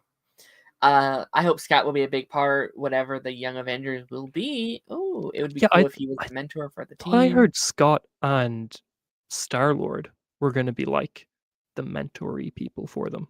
Sure. There's a lot of mentors they could have. Like, Yeah, I'd argue Hawkeye as well. maybe Vision as well. You know, like there's a couple of those characters that could at least have cameos, Yeah. even if it's not in a big way, where it's just like, yeah, they should at least be there for like a moment or something to show their existence. Yeah. But Ant-Man 2015. Any other thoughts I have? I think this is also Hank's best movie. Easily Hank's Yeah, best he's movie. great in this. The opening scene in the Triskelion, which people always forget Peggy Carter's in this film. But Yeah. that opening scene is great. The like where he just, whacks the guy's head on the desk. It's like, don't mention my wife's name. And that one flashback to Hank and Janet is great when they're doing their mission. Yeah. Right. Oh my gosh, yeah. I think very similar to Scott, they kind of forget Hank's dynamic with Scott and his daughter even, because he's such an asshole in every other appearance he's in. And he's Yeah. a little bit of an asshole, but he's a good man in this movie. Like Yeah. he's a nice, like he's way more gentle to Scott than Hope is in this movie. Yeah. Like he's almost this father figure to him, and by 2, he's kind of a shit person by 2 a little bit, I and then agree. by 3 he's a joke. It's just he's a different character in Tree. He's a different. Completely. It's so unfortunate, and I think that was my biggest takeaway kind of coming out of this one. I was like, oh, I like Hank. I really, really enjoy Hank. In fact, I'd even argue he's possibly a slightly more interesting character than Scott in some areas, just in case what he's doing. And someone mentioned it here, Ant-Man 4 as a prequel, Hank and Janet. That's my dream Disney Plus show. I think when if we get an MCU reboot, they're going to use Hank and Janet as founding Avengers, like the comics. Agreed. Yeah. Yeah, I think, which sucks for like, especially like Cassie. I think it's like the big one that's a bit unfortunate. It's like, oh, you have to get rid of Cassie to do that. But no, like that's always been my dream, is like do a prequel of them working, doing their thing. You can have your flashbacks to like early Shield. It can almost be this like, honestly, you could bring almost as their Agent Carter kind of like revival in a way, where you would have to have Peggy Carter, you would have to have Howard Stark. Yeah, like you would Dominic Cooper again. Yeah, like bring in what I kind of wanted Agent Carter to eventually be, is like you see those early days of Shield in a great way, and those early missions, and there's an entire era there of Marvel that we have just never seen. Yeah, 60s into the early 90s. Yeah, we get like hints of it in like What If season 3, this like last season, when it's like old, like it's like the 60s Avengers fighting what is it, Ego, and like that was awesome to me. I loved that stuff. Yeah, no, I think it is crazy we haven't seen anything properly in that era. Yeah, Mm-hmm. like the most we've gotten is like Guardians of the Galaxy 2 with the flashbacks to when Ego was on Earth in the 70s. That's like it. Yeah, like you could do more like Black Panther stuff in that era as well. Like there's a lot of fun things you could. Again, more Howard is always cool. Like getting to see like the expansions of that stuff is awesome. Jarvis could be back. Do more early like Nick Fury and Coulson stuff as well would be really cool. Oh, I'd love that. Oh god, there's just like, it's such a fun era to live in. But yeah, no, I really enjoyed this movie. I do think the third act for me does kind of lose a little bit of tension, but then it gets back. Like I think like the first like 10-20 minutes of the third act kind of loses me a little bit. Like I think everything with like Darren Cross and what like that side of things, I'm like, he's okay. Him becoming MODOK is just, it's a joke. It's rough. Yeah. And like there's a lot from like Ant-Man 3 that I look at this movie like, how did we get here? How did we, like, I don't like him in this movie that much. I think he's boring, but at least he's like, I get it. Like I get what they're doing. Like I think he's a very equipped character in what he's doing, and I love that Yellow Jacket suit. Like I think Yellow Jacket's a boring villain, but that suit is beautiful. Yeah, it's a gorgeous suit. Like but like it does lose me in that third act a little bit, but it gets me back in like that final fight scene with like him in the bedroom, like that like train fight scene when they're on like the train set and they're battling, and then you have the giant like Thomas the Train engine bust through the door, and there's a giant ant that's running through. It's like, what a comic booky movie this is. It really is. Which sidestep, this film does prove to me that out of all the superheroes, I could not be Ant-Man, because ants just look like wingless wasps. And like when they're running alongside of him, like I get like I'm like, no, I couldn't do that. I see these big ants running beside me. I'm out. They're done. I'm Yeah. out. Since somebody No, else be Ant-Man, I'm giving it up. I agree. There's this, yeah, no, there's like the early stuff when like there's that like training montage when they were like climbing on top of Yeah, them. I It's was like, like no, couldn't do it. Couldn't do it. no, no, Couldn't do it. no, no, no, no, Yeah, couldn't do no, it. no, Couldn't do no. it. But speaking of which, like I think my favorite element of this movie is the shrinkiness of the aesthetic that is Yeah, like I feel like there isn't quite a superhero movie aesthetic that is like that in this space before. yeah, I feel like there's not really like at least in like the big movie form, there's not really a superhero movie that has that kind of ability, which lets it be very unique to the genre, which I think they fall away from, especially in like Quantumania, to the yeah, point I kind of forgot what the aesthetic is. But like when he first putting on the suit and he shrinks down and the way you're seeing like the sink and he's running through the things and like you're like aesthetically it's really brilliant and gorgeous. yeah, And I do agree with you. Like I think you see the like what the original movie was kind of leaning into a lot more of. And then probably the newer stuff was probably a lot of that like Darren Cross third act stuff that yeah, is what really stayed. yeah. But like that stuff is incredible. Yeah. No, I completely agree. I think that the shrinking stuff is like the most unique and cool part of it. It reminds me of what they did with the first Doctor Strange, where visually it was a huge change for Marvel. And like the shrinking Yes, stuff in this feels like visually it's like nothing you've seen Marvel do to this point. And you I can agree. tell what they want like the Ant-Man and the MCU stuff to be. And then unfortunately they just kind of move away from that. Like Giant Man's cool and everything, but I much prefer Ant-Man related stuff when there is no Giant Man and it's just him Yeah, as shrinking down and doing that sort of stuff. Like I think he's less interesting in Civil War when he just becomes this giant big thing inter- who's just grabbing roads out of the sky and stuff like that. But then there's other stuff in Civil War with him that's really good. yeah. I like it as like this last stitch effort as Sure, yeah. like yeah, because like I think we're getting into that now, but like there's that scene where he like jumps on the arrow and he shoots them and he's That's jumping cool. in and That he's is really going cool, underneath yeah. the suit. Like that Like, stuff is it's your really awesome. conscience. We don't speak as much these days.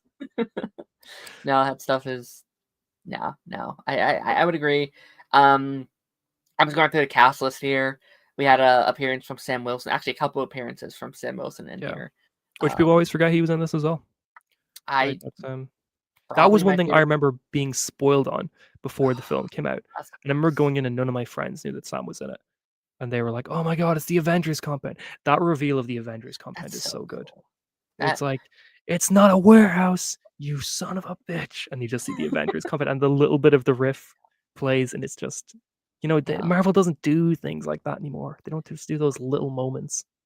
I do agree. I think it's little things like that that like make this kind of disconnect in the larger world. Like Yeah, I kind of forgot what all they did. Like I look at Sam as a character, and he's so consistent in this era. Like yeah. he appeared in 2014 as Sam, and Age of he Ultron does briefly. yeah, he does Age of Ultron in 2015, and Yeah, then he does this also in 2015, and then he does Civil War in 2016, and then he does Infinity War and Endgame. Like they really like he's he around, was yeah. probably one of the more consistently appearing characters even if it was in smaller roles, like within the MCU. So like it is so justified when he does get to become Captain America, Captain yeah. America at the end of Endgame. Like some people are like it's not justified. I think it is. I think he was really proving himself as that character from the very beginning. And that fight scene is, in my opinion, I love that fight scene so much. It's It's really like good, yeah. Oh, I, so I'm Sam was gonna kill him. The way he's just gunning him down, like, that would've killed Scott. I yeah. was thinking when I was rewatching, I was like, what happened here if Sam killed him? They all would be dead in Endgame. Like, That there is would have true. been no quantum realm. None of them Give would me have come that back. what if story. What if Oh, that'd be cool. what What if if Sam Sam killed killed Ant Man? Scott? That would have been insane. No, I agree, and like I miss these little crossovers. I think really made those early days so just like interconnected. Like I think you can have like I think Emma's actually a great example of what DC is trying to doing right now, and also just like what Marvel would be doing more. Where it's like these are these standalone stories that's telling their own things, but there's so much larger bits of the larger world with They Stark feel and like they're in the world. Peggy and Sam, the Avengers, and there's these little hint. Like again, I think it's such a good companion piece to Civil War Yeah. because you have these little hints. at like the like legacy of Stark and like Hank's like a stain for him and that whole association and like there's that little line from Hank where it's like, oh, like, oh, so they can blow up a city again. It's like, oh Yeah. man, you're seeing the Yeah.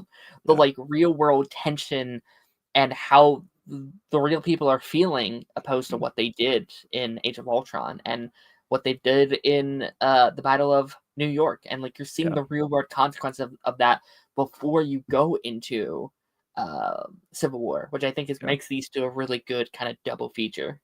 Which, like, that's something I completely agree with. It's just, like, Marvel today, it feels sort of confusing, where it's hard to tell exactly when things take place. Like we had that with Thunderbolts recently, where people were like, "So is this happening before or after Born Again or whatever?" Yeah, And like even Charlie Cox and Feige and stuff like that didn't really give a proper answer to where it takes place in relation to right, Born Again.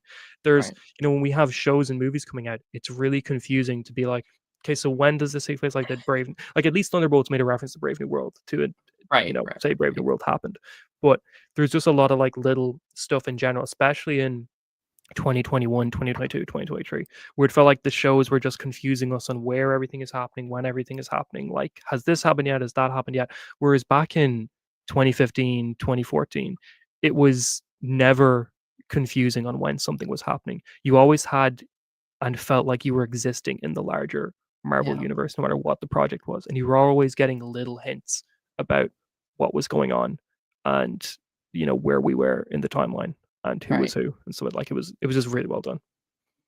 No, I agree. No, and again, I think like a lot of it was in their control, a lot of it was not. Like I think Yeah. again, like COVID fucked, I think a lot of this up, Oh, absolutely. and Yeah. writer strikes really pushed things back, and like everyone's scrambling. And I do think we are getting back to that a little bit. Like I think they are really trying to get back into what made Marvel great to begin with, and this continuity Yeah. wise. And as long as there's not another huge world event that prevents like cinema moving forward, I Yeah. I hope we can kind of get back to that. Especially I think like post Secret Wars. I maybe it's me being very optimistic about everything and stuff like that, and that's fair. But like I feel like they might try and get back to a little bit of this in maybe a different way. Even if it's in their own little sections of the Marvel world where it's like, like Yeah. I think the future is like a lot of team up stuff as well, which may help with that. Where it's like there's these little crossover stuff because they're all in the same little kind of pocket where it's like, okay, Yeah. the X-Men, you have all these little things kind of popping up and doing their things. And then, Fantastic Four is obviously a team up movie, and then, maybe New Avengers if that happens, or like young, like I feel like that's kind of the future of that kind of stuff. But Yeah. This might be selfish, but I would kind of like us to go back to having a very limited number of main focused characters, and we can I build up agree. to a lot of characters again, but like really Yeah. just define, you've got your X-Men here, you've got your Spider-Man here, you've got Right. your current Avengers roster here. Right. And for a couple years we don't really see any characters outside of those ones. And again, like, I think that will be the benefit of maybe doing these team up movies where it's Yeah, like, agreed. okay, you do a like Young Avengers movie. Okay, that's 10 of these characters in one Yeah, spot. So you can focus on them. X-Men makes that very easy. I am scared about some of the other characters like floating around. It's like, okay, what do you do for Black Panther and Shang-Chi and, yeah. Doctor Strange? She-Hulk Like and those are Moon the Knight and everybody, yeah, yeah. it's ugh. Like what does it all look like post Secret Wars as well is Yeah. a lot of questions on that regard and what they're I think doing. a lot of characters are just gonna be left Just alone after gone. Secret Yep. Wars. Like, I think we're just gonna not hear about them for, a decade or something like that till they get rebooted. Because there are Yeah. so many characters. There's like 150 characters in the MCU currently, like established Yeah. characters. We're not gonna see all of them in Doomsday and Secret Wars. No. So some of those characters, like the Eternals, for example, we're never gonna see Never them seeing again, those surely. again. Yeah, No. And that's not to mention all the characters that aren't in the MCU they have to do. Like yeah, we're doing multiverse. Like half of I think Secret Wars is going to be multiverse yeah. Like cameos and like all Tobey these. Maguire, stuff like Yeah. that. Yeah. Um. All right. Let's go through these comments and then we'll move on to our next movie here. Cool. Harrison said Loki thinks Scott could be a victim of Doom's establishment. A lot of people Doom's thought that for threats. Quantumania, that Kang was gonna kill him. I don't think Scott makes it out of Yeah. either. It's yeah. I could see it being Doomsday. I would not be shocked if Paul Rudd dies in Doomsday. Especially since they're probably gonna want Hank and Janet to be the main Ant-Man. and Going Ross. forward, yeah. Yeah. Yeah, I think Hank and Janet are the again, like, the only parts of that is, like, Cassie breaks my heart. Like, are we really gonna get rid of another Cassie actress? Yeah. A third one That's we're gonna get rid of? that's crazy that they Isn't that recast crazy? the Endgame one so quickly. Yeah, I kinda get it, though. Like, Mm. I feel bad for the actress, obviously, but she Yeah, I did do look a too. lot older than she would like, No, she she looked like did, she yeah, was in she her did. 30s, which I don't know 30s, but she definitely looked like 20s at least. like Like, 28, 20 yeah, like, again, nothing yeah. against the actress, I bet she would've done great, but she didn't look like I I couldn't understand why see they her wanted as to yeah, do it. I couldn't see Yeah, her in Quantumania's role. Yeah. I agree. But yeah, I think Scott I think Scott's kinda had it coming for a minute now, as much as I love him, I think He's gonna get got, is what you're saying. I think yeah, because again, like, we said that for, like, Quantumania, I was like, "Oh, yeah, he dies," and that, Yeah, like, cements Kang's threat, which yeah. thank God they didn't, That would've been right? crazy. You know, Kang Thank kills Scott and then God they didn't. disappears. Then we never see Kang again except for We Loki. would have to retcon that shit, like, we would have to, like, That would've been if Scott fun. died by a threat we never see, would have been the worst possible thing to ever Yeah. happen. They would have had to be like, "Oh, that was that Scott. I'm the real," like, it couldn't have been canon. Yeah. They would have It's had to like that retcon that. Scott was a version of Kang that was pretending to be me. That's what so Yeah, now no, I'm the it's like, real "Oh," Scott like, again. you, like, do it as, like, a reference where it's like, "Oh, in this other reality, this Scott fought Kang and he died," Yeah. like, you could I don't you would have to do that. Um, That'd be hilarious. Jarvis might be back for Vision Quest. He is I back for have Vision Quest, yeah, right? yeah, yeah. It's a confirmed, It is, I'm yeah. pretty sure.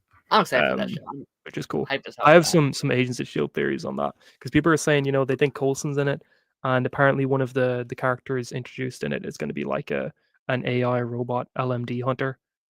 And I've got some theories, and the Darkhold could be in play, and you know, a lot of Agents of Shield connections There potentially. there's so many elements they could tie Yeah, to, like, that show if they want to, if they wanna go yeah. down that rabbit hole. Raven says, "I think Scott in Doomsday is going sorry, is gotta still be concerned with Kang, and Doom is going to use that to distract the Avengers away from being the actual threat." That'd I be would kinda like cool. them to tie it in. That'd be cool. Yeah, Be not nice. just ignore it.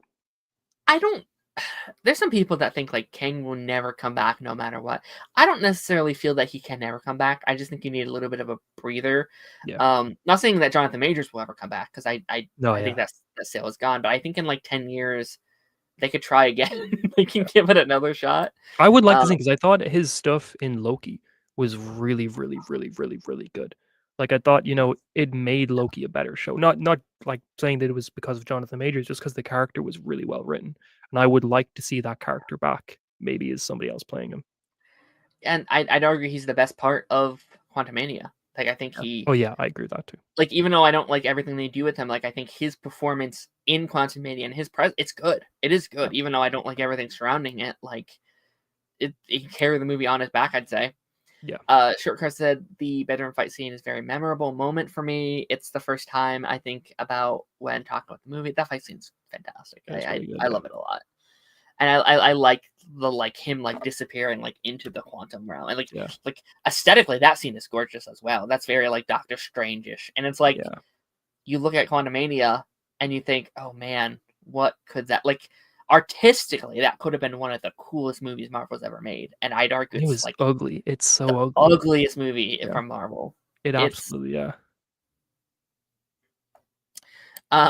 Red says, "Do you guys know Peter dated in the Ultimate I Universe?" do. Yeah, That's the one Spider-Man series I've read all of is Ultimate yeah, Spider-Man. Yeah. yeah, no hate on that comic. I just don't know if it Yeah. works in our universe right now, No, is absolutely. Like, my Ultimate only Universe is separate from the main Marvel universe for a reason, you know? But maybe someday, I don't know, maybe in 10 years we can do it or something, I don't know. With how much conversation there is about the oversaturation with the TV shows, I just don't think we're going to make a Yeah, 7-season show canon. But good does it point. matter right now? Right? Like, we're rebooting anyway, Mm, right? Like, so make it canon right now, and then by 2027 it doesn't matter if yeah. it's canon or not, because Which nothing's which canon. yeah, which the problem is, like, if they don't make Agents of S.H.I.E.L.D. canon before Doomsday, it's never gonna It's happen. never going it's Yeah, like, Vision Quest is quite literally the last possible opportunity. I completely It, agree. like 'Cause they're not gonna have space to have, like, no, characters in Secret Invasion or Doomsday, or like, they're not gonna be in there, there's no way. no.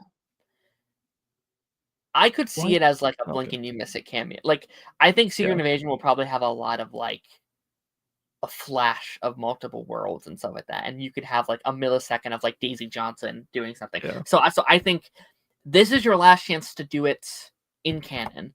Secret Wars is your last chance to do it at all, because if you don't do it, it's just not gonna happen, unless you do it like post, and it's like you bring back Chloe Bennett, but it's as a different version. Variant, like you could technically do that if you really wanted to, but God, I'm not gonna be able to make any more videos once they don't canonize it. No one's gonna watch anymore. You have to do a like retrospective series where it's just like reacting to every episode. This is why. React to every episode. Whoa. That's what you got. Like 100 and some episodes of content. So it's like you're good. 130 thereabouts.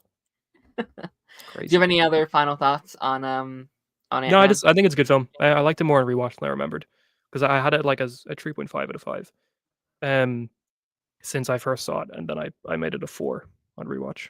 Well, it's like a low 4. I think it's like my lowest 4 out of 5 on my MCU rewatch list. I think I have like Far From Home, Wakanda Forever, Thor Ragnarok, and Fantastic Four First Steps all above it as my other 4 out of 5s.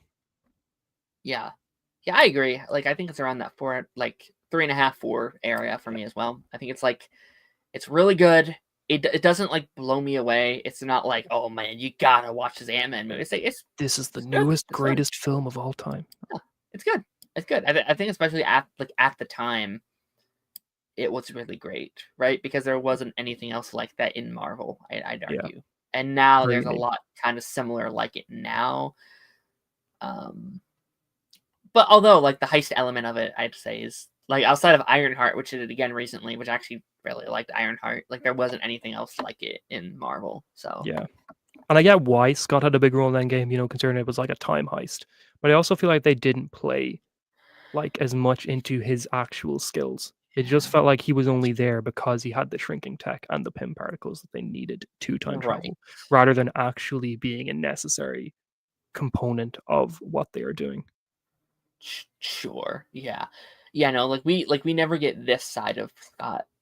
Yeah. Again in the MCU, and maybe they'll fix that in come Secret Wars, but I don't think so, because we have a lot of these other smart characters. Like, you know, we have like Shuri going to be on our team and stuff like that. So it's like I feel like he's going to get underserved by like him and maybe Bruce Banner and stuff like that. I feel like everyone's going to get underserved in Secret or in Doomsday, man. There's too many characters they're going to have to. And like, what did they announce in the first chair announcement? Was it 30 people?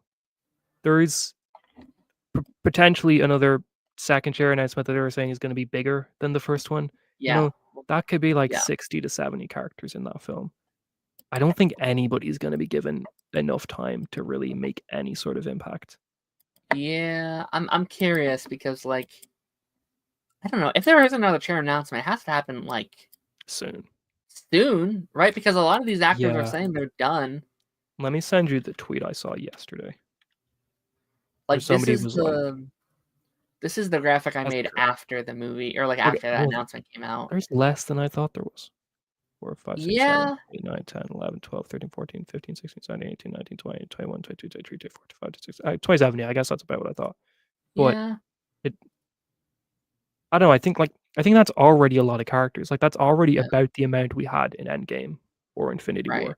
And we know that there's going to be a lot more just based off of, you know, like, you've got to have people like Monica and Maria Rambeau in there, right? Because of the X-Men stuff. You've got to have, I don't know, like, there's just characters that make sense. Yeah, I mean, Deadpool's basically confirmed at this point, which means Wolverine's confirmed at this point. I would imagine the Steve and Peggy rumor is confirmed at this point, which I kind of really believe the rumor is that's that secret team. Like, there was that report that came out, not that I trust that source at all, but like the Exiles or something, is that what they're called? Yeah, where it's like Loki's going to have a team in you know, Doomsday. I was like, that actually makes a little sense. Have it be like Loki, Mobius, and Sylvie, and then it's like Steve, Peggy, Logan, and Deadpool, right? And like have that be almost your like multiverse team of characters. Do you think Mobius will be back, or do you think that? Because I thought he ended pretty well in Loki. I feel like I wouldn't be surprised if that was his ending. Okay. I maybe it's just selfishly because he's like my favorite. He is Marvel. great. He is great. He is like genuinely might be top 3 for me. Like, I love him so much Yeah. that, like, maybe I don't want to believe he's done. I want to be like, no, he's got 10 more seasons in him. So Yeah. it's like, I think he will be though, even if it's a small little cameo or something, a small Okay. role. I think he might be in it, I along hope with a so. lot of the cast of Loki. Like, I think it might be like Yeah. a reunion cast for Like Loki, even if it's just for B-23, a minute. stuff Yeah, like that, yeah. yeah. I mean, yeah, because Obi she was in, maybe. Deadpool and Wolverine anyway. Yeah, Obi I think maybe have a small cameo, which would be really cool. Yeah, yeah. Like, what a comeback for like Kiki Kwan to be in like I the know, he's in biggest. everything. He was in Love Hurts this year as well, that film. Just to have He's nothing to be yeah, in like the biggest movie of the decade, arguably. yeah. You know what I mean? So it's like yeah. I know it's not confirmed, but Spider-Man and Doctor Strange are there for sure. I'm not convinced on Doctor Strange. Yeah, I was gonna say, if his film comes out between the 2, I feel like they might leave him out. He'll be in I his think it's a film, and Hawkeye then it's situation, yeah, yeah, or like an definitely, Ant-Man for like Infinity War, where it's yeah, like he's missing or for Captain narrative Marvel. reasons. Yeah, Benedict is so like he said recently where he had this very smug was like, I wonder why I'm not on those chairs. They must have forgotten me, or they must have run out. It's like it's his movie. He's getting Doctor yeah, Strange 3 to set up Secret Wars. It's so yeah, apparent to me. Okay, but let's talk about Captain America: yeah. Civil War. The main reason I asked you today. Obviously, you're a huge fan of I the love that film so much. Captain America trilogy. We did one together, which was a Good. lot of fun. We did not do two together, but now we're back for three. We are. Um, what's your kind of history with Captain America: Civil War? Like, where were you back when this one came out, or like where was Um, kind of space then? so Captain America: Civil War came out when I was in my final year of secondary school, and at the end of school in Ireland, you do this thing called a leaving cert, which is like your final exam to determine what college you get Mhm. into. So it came out early May, so it was like 3 weeks before like the biggest exams of my life sort of thing came out. So like everybody was stressed or whatever, but I didn't care because I had Captain America Civil War coming out. I was like, let's go. Everybody was studying. I was like, I don't care. I got Captain America Civil War. Um, so it came out around then, and it was great. We were going to see it straight after school on the Friday it came out, and it blew me out. This was back during this era of Marvel, where every time a new Marvel film came out that I loved, I was like, "This is better than Winter Soldier." Like Guardians of the Galaxy came out, and I was like, "This is better than Winter Soldier." And then um, I remember being disappointed in Age of Ultron, and then Ant Man, I was like, "This that was really good." But then Civil War came out, and I was like, "Better than Winter Soldier." Mhm. I don't think that anymore, but at the time, it really was just the biggest Marvel film you'd ever seen. Like not only do you have almost all of the Avengers in it, but you had Spider-Man making his MCU debut, which Black was Panther. such Yeah. a big deal to see him alongside the rest of the characters. You had Black Panther showing up in some of his coolest stuff in the entire MCU is in this film.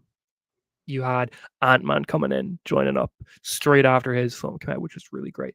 And I still love that despite the fact that this does feel like Avengers 2.5, it is still very clearly at its core a Captain America film. Mhm. You've got a lot of little connections from Winter Yeah. Soldier. You've got the Bucky stuff being such a huge deal and so important to the story that's going on. And you've got Natasha still there as well in a big role, just like she was in Winter Soldier. And Sam as well. You bring Sharon Carter in, you have Peggy Carter's funeral, just a lot of really cool little connections and tie-ins. And you got Crossbones at the beginning as well, which was a great little Yeah. moment, which is crazy Frank Grillo in that after seeing Frank him in Grillo. Peacemaker and Superman. But yeah, His I love it. his his outrage after that for Marvel is very very Yeah. funny. I mean, wasn't he scheduled for like 7 films? And then they were like, yeah, you got a cameo coming up in Endgame, that's all you're getting. He he went off on a rampage at Yeah. Marvel where it's just like, screw Marvel, and like he made a tweet recently where it's like, I hope Marvel can get back to its greatness of what it used to be. It's like, dude, just shut up. Like, Yeah. come on, like you go do anything else. Which I Yeah. get it, but like when it just comes from a place of pettiness to me where it's like, all right, man, whatever. Yeah. Um, It but is no, I sour because he didn't get to do but I mean that's kind of a thing with Marvel at the moment. Most of their actors and actresses aren't in a lot of stuff anymore. and Crossbones is cool, but also I'm not like, give me more cross. I'm not like Yeah, hashtag get like I'm like he's fine. I don't need any like yeah. it's whatever. Um, but yeah, I remember when this movie was coming out. This I think was my first big Marvel movie that I was like, and I wasn't even caught up yet. I hadn't seen Yeah. like at the time. I don't even know if I saw the first like Captain America movie. I don't know if I seen all the Iron Man movies, but like Yeah. at the time, Yeah. I just started middle school. I think it was my 7th grade. It was like the end of 7th grade. And I remember it just being the biggest thing. It was the biggest Yeah. thing. I have a very distinct memory of going around school with my friends with a piece of paper that said Team Cap or Team Iron Man, and everyone would vote on which team they were Wow. on. And Yeah. it was just like everyone was involved, everyone was talking about it. Obviously, you would have the kids who were like, "Shut the fuck up!" Like it's Yeah, like like, what are you talking about? it's like you fucking nerds. But like at the time, and again, this is me knowing like I didn't know Marvel, I didn't know these characters. Yeah. We we have the last time we were on a podcast together talking about Civil War. It's like an inside joke within our Oh, friend yeah. group. Yes, yes. Just me being like, "Yeah, kind of mid. I don't Yeah. know." And like I do, This wasn't recently as well. This was back, like, before Infinity War came out that you said this. yeah, I think it was post Endgame, so it was like Yeah. Oh, it was 2019. post Endgame? Okay, It was, okay, yeah, yeah, because okay. I think one of our first episodes of the Holy Sway podcast was like Endgame. I think it was like our Endgame Yeah. discussion. It was like a Yeah, couple, sure, I didn't even know you guys before Infinity War. I don't know why I said that. yeah, Met you guys that year, which like, late that year. yeah, but like I think at the time, like meteor literacy wasn't my strongest suit yet. I'd say I feel like I was just trying to have an opinion, and I think it was maybe just because like at the time I didn't like Cap went to prison. I think that was Yeah. really the like crust of it. Like I didn't like. I remember watching it for the first time and being like, "They're the heroes are criminals. What the hell is this? This is stupid." Like I remember I was on Team Cap at Yeah. I was Team Cap, and I was like, "What the hell? What? That's stupid." They're Yeah. fighting. I don't like that they end the movie them not friend. So and I think at the time it's like, well, this is bullshit. But I think just watching it simply another time, it's like, oh no, that's incredible. Like Yeah. they're like that is why the movie is so good is because it doesn't end Yeah. in It in a way. divides the Avengers. Yeah, Like, that's one of my favorite little things about this film is that yeah. Zemo, which is still to Win. this day one of the best antagonists in a Marvel film, is the reason why they lose when it comes to Yeah, Infinity War because 'cause they're broken up. He destroys the Avengers, and because they are not together, Thanos is able to Thanos beat them wins. easily. He probably wouldn't have won if they were all at Wakanda, but because Yeah. he only had to fight half the Avengers at a time on either planet, he was able Mhm. to beat them. And I think that that's so fascinating to think about how Zemo caused, Infinity He's the War. only one to truly win. Like, Yeah, only villain to win. you could point to Thanos being like, "Yeah, he won," but, like, He won for 5 years. long term, yeah, like, Yeah, he did win for the time, but, like, long term, it does ultimately go back, right? Like, they yeah, do get everyone back, and it is kinda where you start from, even though there are major consequences, the effects of what he does in Civil War is never truly fixed. Like, yeah, the damage is done, and their dynamics are never the same again.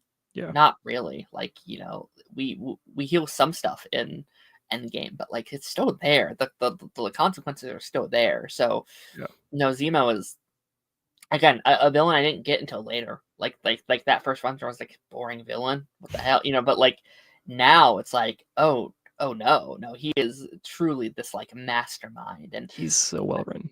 I love movies. I love superhero projects that have consequences for characters' Yeah, actions. And this is one thing I actually do like about Batman v Superman as well. And I'm not going to go down that rabbit hole, but I like the events of our big team up movies having consequences and yeah, being like, we saved the day, we saved the world, but at what cost? yeah. And those having consequences Like, was it worth it? and having to justify your actions and Yeah. justify your decisions is like, man, fascinating stuff. And I feel like this is a pretty good spot to kind of jump off here. All right, guys, Team Cap or Team Iron Man? Team Cap. Yeah, 100% always Team Cap. Team Cap. Wait, when's your DCEU retrospective starting? Someday. But I You want can do people to piss the me Ayer off. cut now that the script is leaked. Oh yeah, of course, of course. Um, I find this interesting because like what I love about it is I don't necessarily think there's 100% right nor 100% wrong Yeah, in this. I sure. think Both both have their points. have valid points. I was Team Cap, but at the time it wasn't reasoning. It was just because I liked Captain America more as a character. Like, Yeah. that was it. Yeah. And there was an era there for a couple years where I was kind of leaning a little bit more like Iron Man for like a minute. I was like, because they're not wrong, right? I Yeah. think I think I Sokovia think happened. New York happened. it does happen, and Yeah. like, if I'm placing myself in the people of the real world, I'm also terrified, Yeah. right? Like, Yeah. I think about this like, with like the X-Men a lot too and their stories, but it's like, if there's someone that can lift my house with their mind or like Yeah. trample over my children in their sleep, I'm like, I also want restrictions to what can happen, right? I'm also terrified of my well-being. Yeah. And so wanting restrictions, I think, is valid and fair. Um, but I think this movie itself is kind of proof of like even Tony by the end is realizing, oh, he's kind of right. Like him himself is breaking the accords to do what he has to do by the end of the movie, and it's like, Yeah. oh shit, he's right. This lasted Yeah. like a day, like, which Which is is something I think is so great about this film as well, is that it really, really, really does subvert your expectations of what you think the film's going to be. You think, the overall film's going to be about the Accords, about Iron Man versus Captain America. And then once you hear about all the other Winter Soldiers, you're like, okay, so that's what it's going to be. The final yeah, battle is going to be, these Winter Soldiers being unleashed, and then you have to see Captain America and Iron Man fight them, in a really normal sort of superhero end right, fight. But then it turns out just to be this emotional sort of like battle yeah, between Captain America and Iron Man, where neither of them want to be fighting, but they have to because Steve has to defend Bucky, and Tony just wants to kill Bucky for what he did to his mother. Like yeah. it's incredible, to be honest. It's one of the best third acts I think in any superhero film ever. Like, yeah, No, the I big agree. team, like the big fight between all the heroes is great, but I think the actual final act That's the is real one of the fight. most well crafted, like well written moment, like in this comic book film. Yeah, I like that there's not really real tension until that spot, right? Yeah, Because like in that original fight scene between Bucky and them, and like their tension, the tensions arise there, and even like by the airport scene, there's tension, and Rhodey is like on death's door, but yeah, Tony is still like, okay, okay, this we can fix this, we can come back from this, and it yeah. wasn't until the very end where it's He like snaps. true civil war. It is like this is a line I can't cross. And Yeah, I think this whole movie, I think I think the analogy I kept coming to the whole movie was like, this is like a powder keg.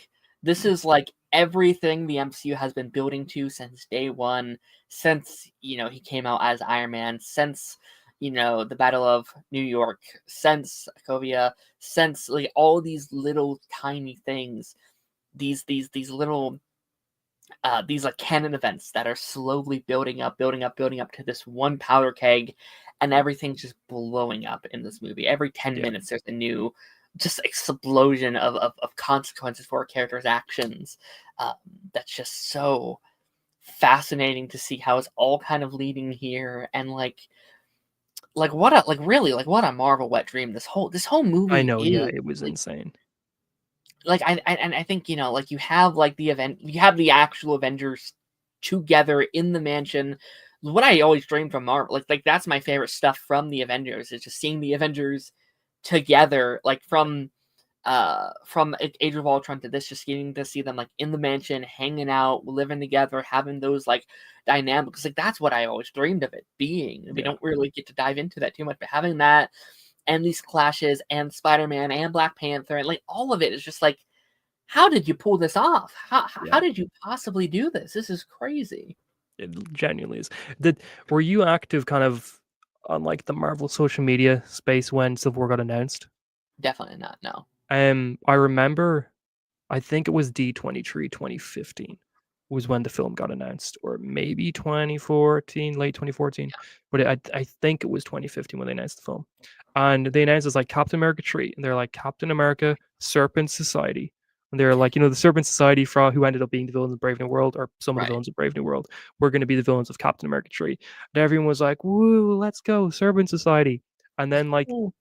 Robert Downey Jr. came out alongside Chris Evans, and they're like, "Wait, that doesn't seem right." And then they changed the name to Civil War there on stage, and I think it was the same panel then when they brought up a picture of Black Panther, and then Chadwick Boseman came out with them, and then you always still see that picture of the 3 of them standing together on stage at something, and it was at that panel, and it was just so insane. Like, I didn't even really read Marvel Comics at this point, but it was Yeah. just the most hype thing ever, because then right after that, then they showed a clip from Age of Ultron, which so then it would have been 2014 because it was before Age of Ultron. But they showed a clip from Age of Ultron, and it was that one scene where Steve and Tony are standing outside, and Steve is like ripping apart the blocks, and then Tony's like, "Isn't that why we do the fight, so we can end the fight and go home?" And then they were like, "This scene is going to lead to civil war," and that was a whole thing, and it was just great. It was a really fun time. It's I'd kill to see this as it's coming out, not Yeah, knowing like what it is, like getting to see having that experience, and then for the first time, it had to be something beautiful. And yeah, I didn't see it in theaters. I saw it on like DVD in my living room.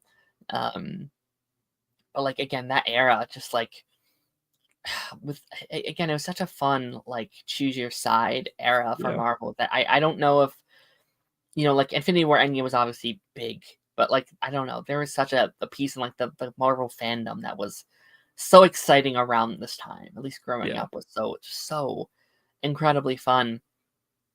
That they were really able to pull off in a beautiful way. I agree. Let me go through some of these individual characters because there are a lot of characters in here, and I do want to hit most of them. Um, Great movie for Steve Rogers. Mhm. Do you think this is your favorite movie for Steve, or do you think No, he's better Winter Soldier is my favorite film for in, Steve. I in do have a really soft spot though for Steve in Infinity War. I think him with the yeah, beard and being like I very love much Beard. like Yeah, there was that moment with Thunderbolt Ross where he's like, uh, I'm through asking for permission and I'm way past giving forgiveness or something. yeah, I'm yeah. paraphrasing, but he says something like that.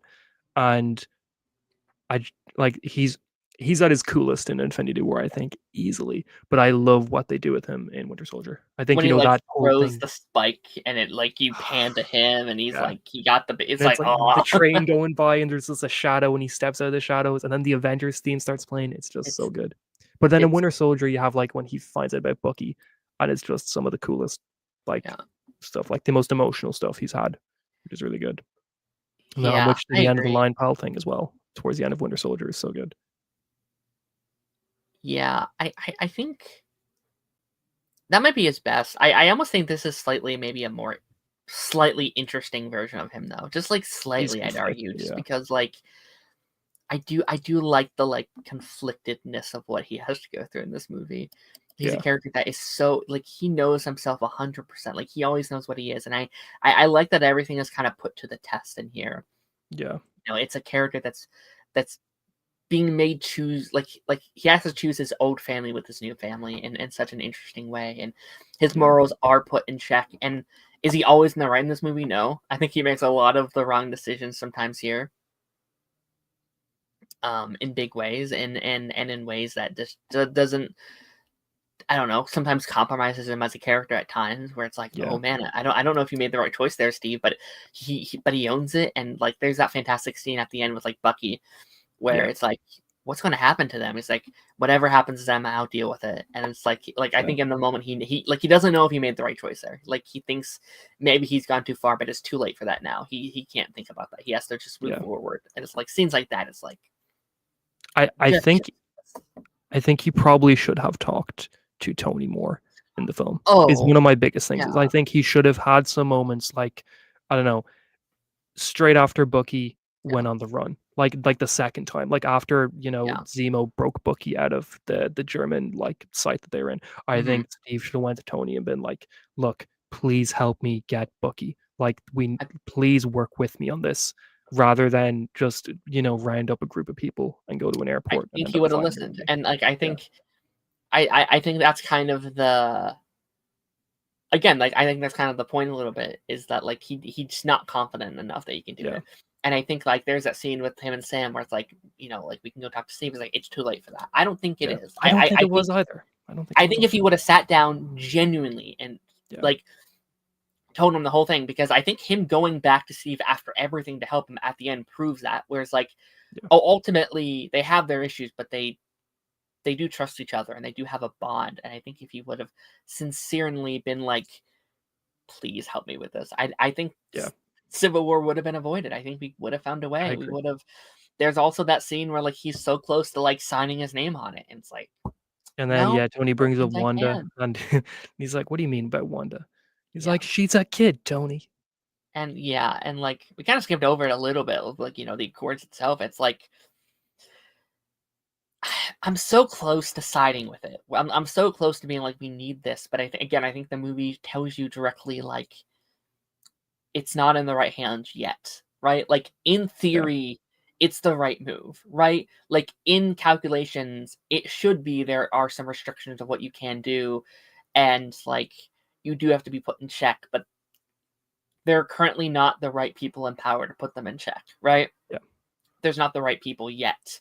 And it's almost like I almost want like I don't know, maybe Steve in charge. If it's someone like Steve in charge being like this is what we should or shouldn't do, So it's Yeah. someone a little bit more reliable to make those calls. But Ross is not that guy. Ross is not No, the yeah, person that Ross should be is gonna pulling have this. a bias towards using the Avengers for military reasons. Yeah.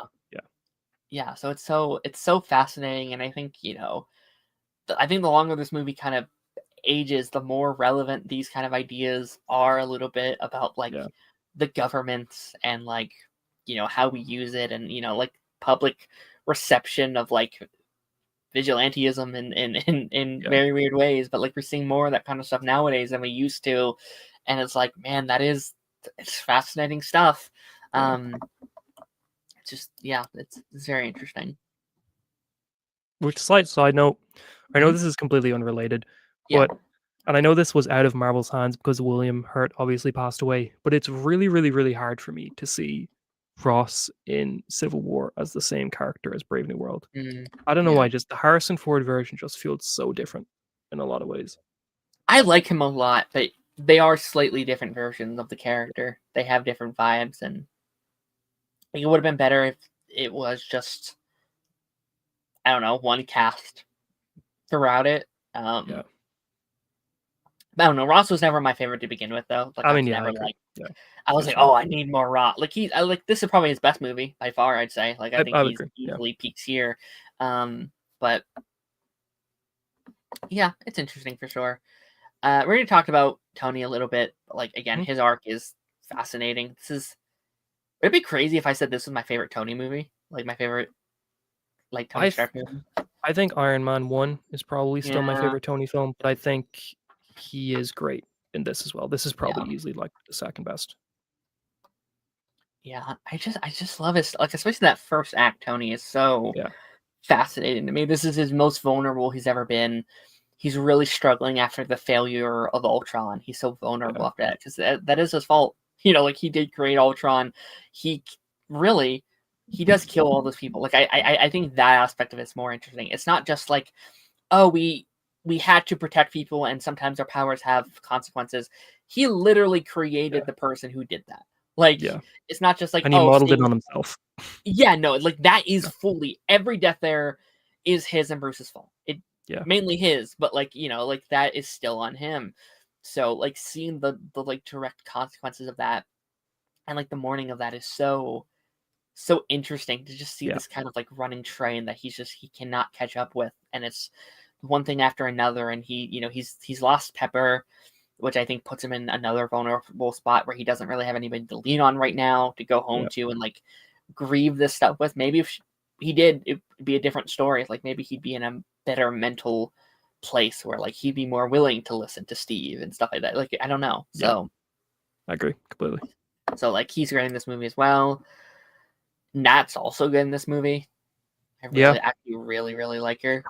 I love everyone in Civil War, but I also struggle to think of anybody in Civil War as at their best in the MCU, if that makes sense too. Like, Natasha as well, I think, is stronger in Winter Soldier Really. and in Infinity War than I think she is in Civil War. But I still think she's great in Civil War. She's just not my favorite version of herself in Civil War.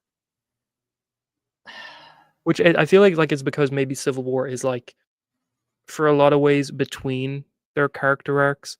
Like I feel like a lot of Yeah. characters before Civil War and after Civil War are very different.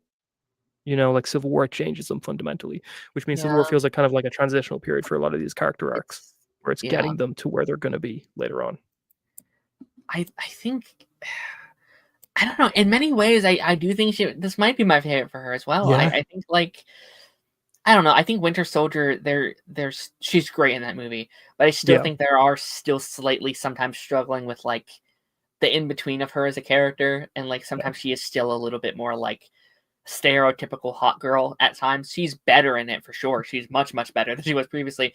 yeah, But this is her first movie where I feel like, oh, she is a full on real character that's not just here for like some, like eye candy for men in theaters. You know what I mean? It's like she felt like yeah, this real character, and I like that she's kind of stuck in the middle. That's just like I don't know what to choose. Like she is so like conflicted. She's playing both sides, and she does choose the right side by the end. But it's like, what does that mean for me as well? Like I've maybe crossed the line in a way I yeah. can't come back from. I think I also really like her in Infinity War as well, and then Endgame. I also think she's very fascinating. I think she's almost like the glue in Endgame come that movie. Yeah. But no, she's great in She here. kind of becomes the heart of the Avengers by Endgame, I She does. think. Yeah. This almost feels like Bucky's like it's not his first movie, obviously, but it almost feels like his first like, oh, that's Bucky. Like as the Yeah, Bucky it's the version we know. Yeah, yeah, yeah, like he's kind of there in the the first Avenger, and then Winter Soldier. He's not Bucky, he's Winter yeah, Soldier. So like this is like, oh, introducing Bucky Barnes, the character yeah. that you know and love. Like similarly, I think my favorite Bucky appearance in the MCU is in Falcon and the Winter Soldier.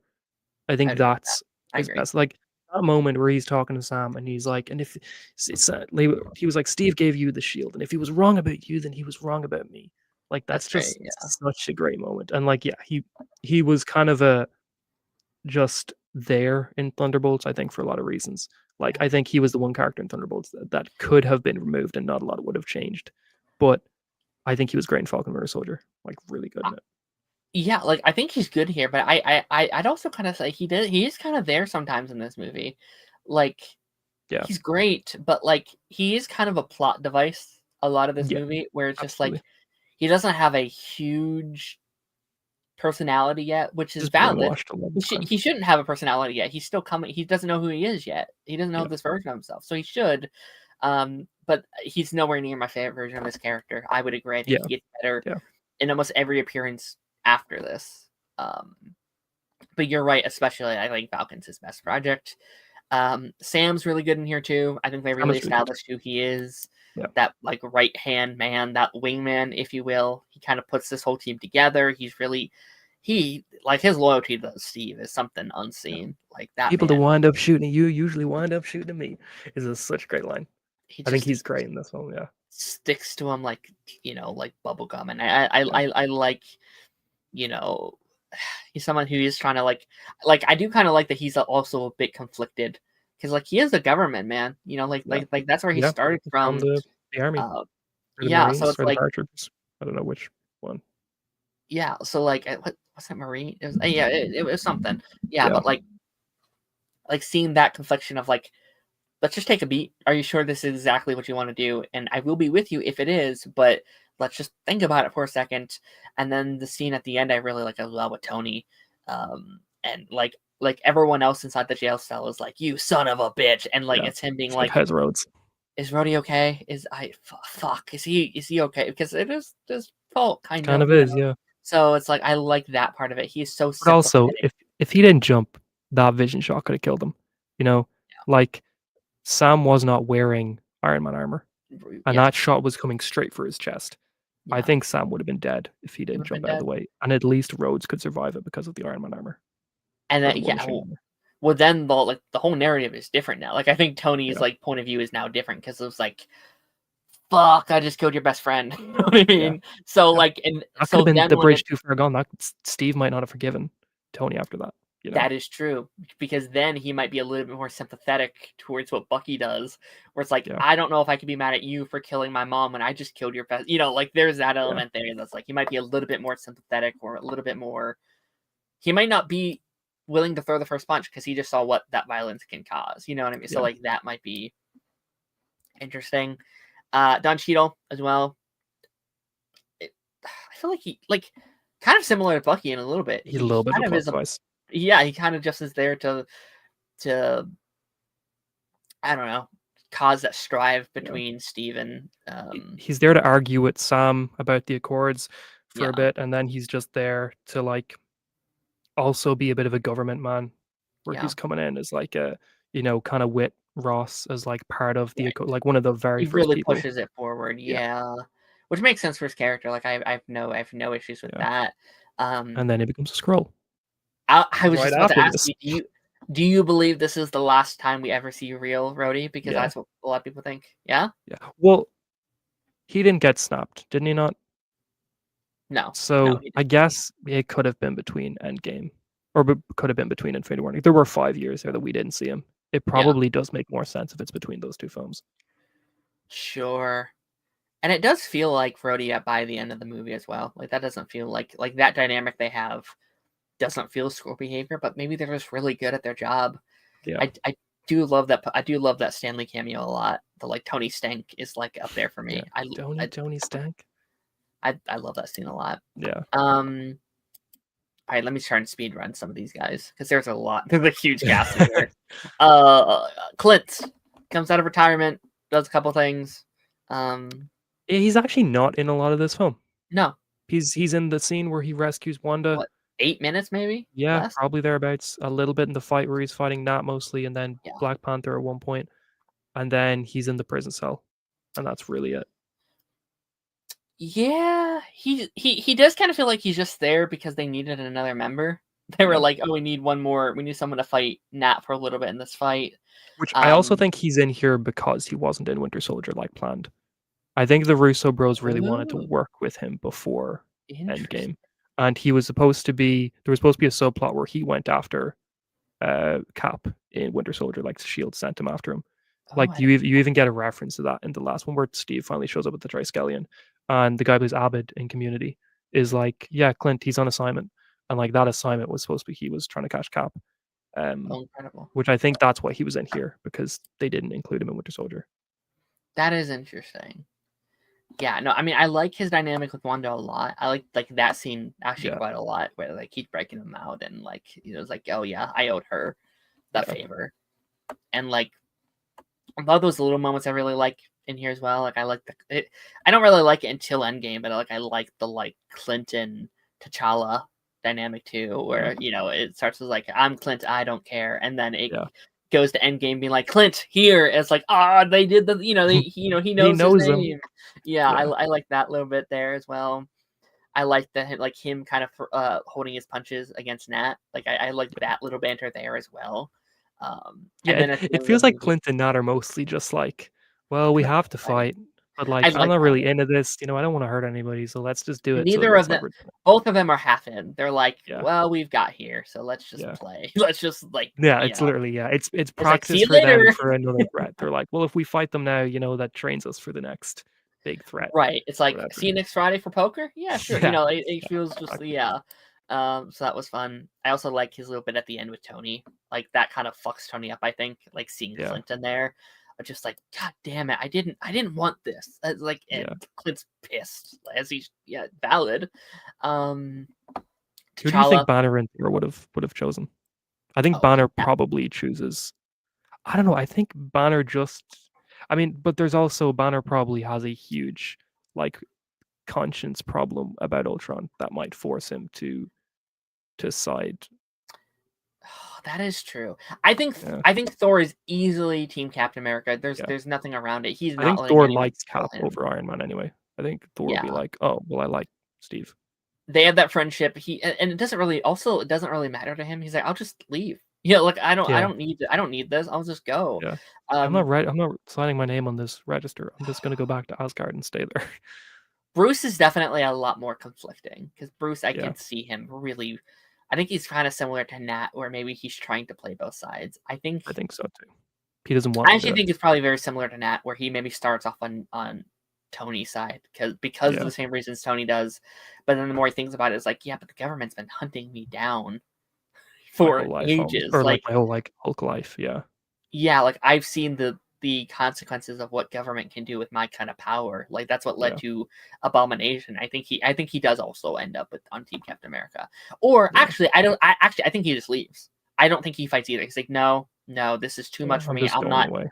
I'm going back into hiding because this is Yeah. what I was hiding in the first place for, because I wouldn't Yeah. cause this kind of violence. So I think there's a reason why Thor and Captain America, or Thor and Hulk aren't in this movie, because Yeah. you just can't. It's too much. That also brings up the like maybe my most hated line in the film, just because it's so egotistical, from Thunderbolt Ross, is when he's like, Captain America, or like, Captain Rogers, do you know where Thor and Dr. Banner are today?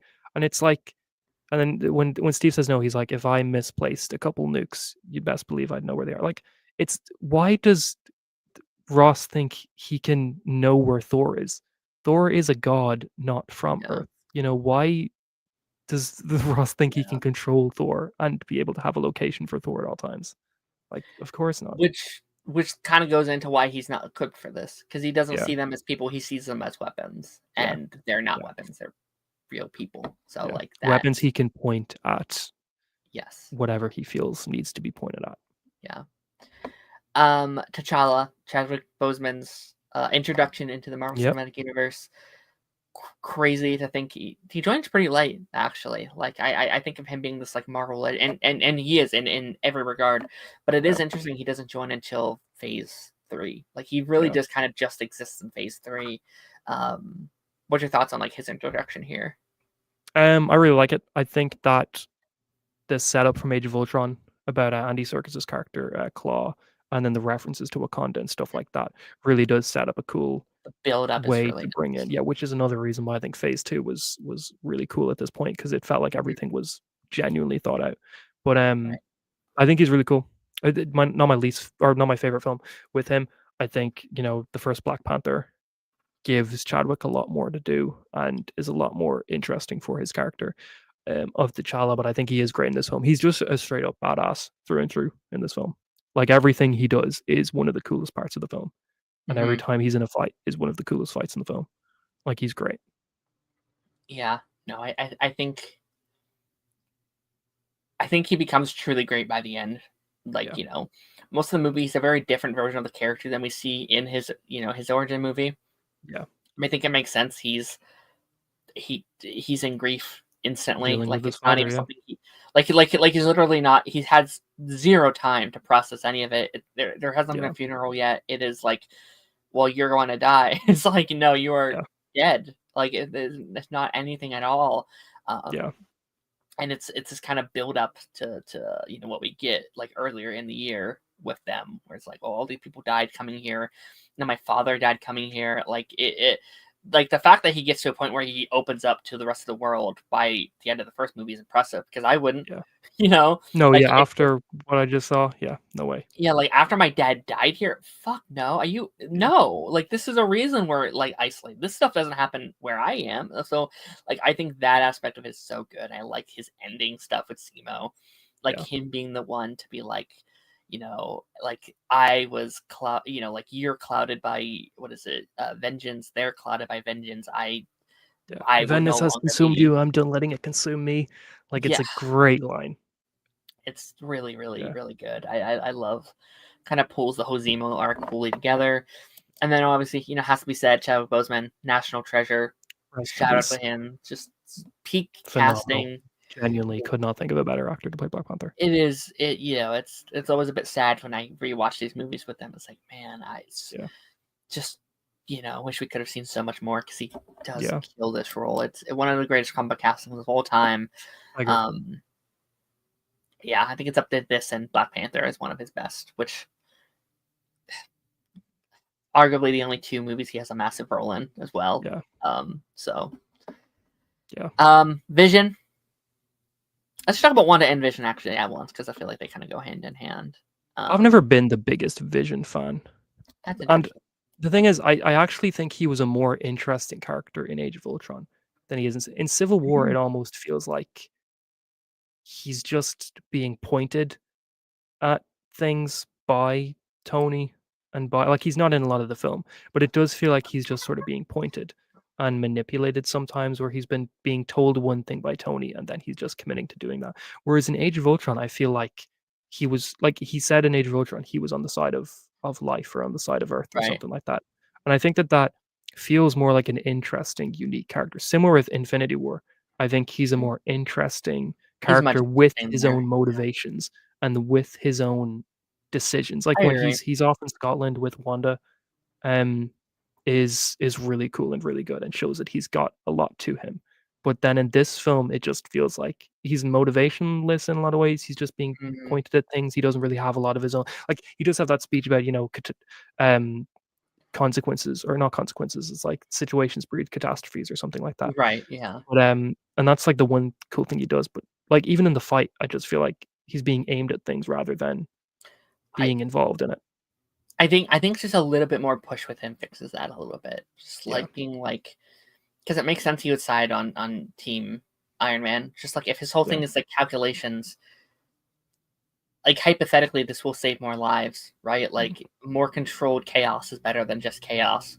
So, yeah, like, if you calculate the events of Age of Ultron and New York and, like, his stuff at the start where I think, you know, him kind of breaking it down as, like, there's been more, super powered people since you've arrived, and yeah, it may be on us. Like, maybe we did do this. Is like, I think it makes a lot of sense. But I do agree. I could have used a little bit more, but I'm not like, I'm fine with what we're given here. I'm not yeah. like, oh man, they really dropped it. I think he's good.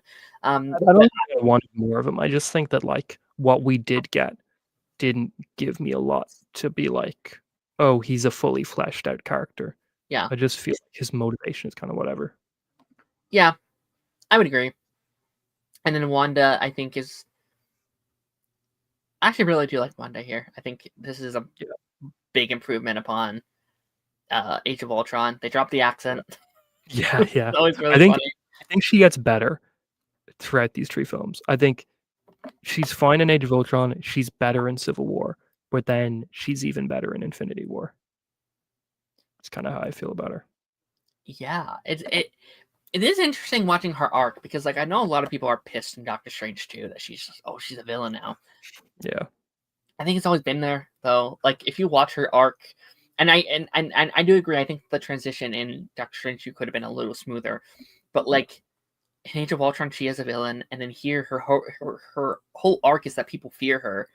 And, yeah, like, her ultimate thing is like, well, they can deal with it, basically. It's like, okay, yeah, maybe they do fear me, but I can't control that. I control me. Like, and yeah, you're kind of already seeing it there, where it's like, yeah, is she truly good here? Not necessarily. Like, she's fighting on the right side, but it's like yeah, you see it in there still. That the like nuances of that. yeah, And then when you literally take away the one thing that's been holding her grief together, which is Vision in Infinity War and yeah. Endgame, it's like She explodes, like, it's she's like just yeah, it a makes nuke goes sense off. to me. It makes Yeah, sense why she goes there. And again, I would have liked a slightly better transition from the end of WandaVision to Doctor Strange 2, but yeah. it makes sense to me personally. Um, Scott Lang, we already kind of talked about him in this movie in our Mhm. like Ant-Man talk. I like him here. I Yeah, I think do. he's good. I don't think he's as good as his own film, but Yes. I think he has a sizable amount. I do like the moment where he's like, Hank Sizable. Pym always said I do like when he's like, "Hank Pym told me you could never trust a Stark," Yeah. and then Tony's like, "Who are you?" That's a fun moment. It is interesting how many times you've been like in jail and locked up, you Yeah, know? Like, he starts a movie in jail and he gets out, and then by mid Ant-Man, he's locked up again, yeah. and then he's locked up again here, And then on right? He house gets arrest for 2 out, years. and then you could argue he ends up in a prison of such at the end of Ant-Man 2 with the quantum realm, Yeah, Quantum Realm, so yeah. it's like he's always locked up and stuck places. He's in a cell in Quantumania that Kang locks him in. My man can't catch a break. Free my man Scott. Free him. Uh, Sharon Carter in here as well. Oh yeah. I don't know. I still think, considering Steve time traveled back to Peggy, I think that it is a little strange, the love angle with them in these 2 films. I've never liked it. I've It is never it's weird. It feels like they needed some like a love interest for Steve and they just gave He didn't.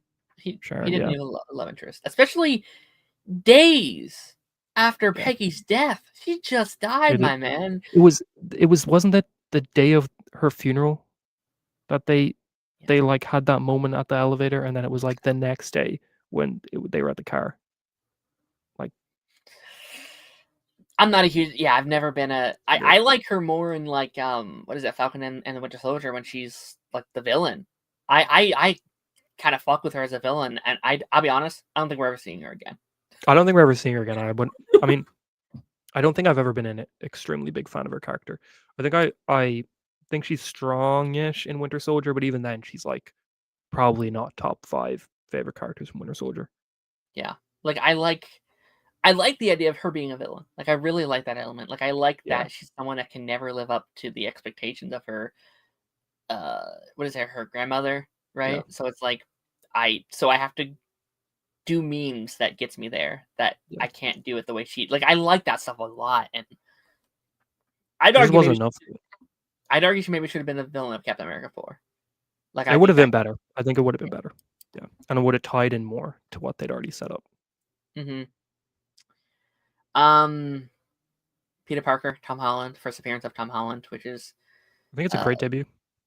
it's crazy. Next year, we will have Tom Holland Spider-Man for 10 years. Isn't that Yep, crazy? it is kinda That's crazy, yeah, insane. and he looks the same. Like, most of the time you go back to Yeah.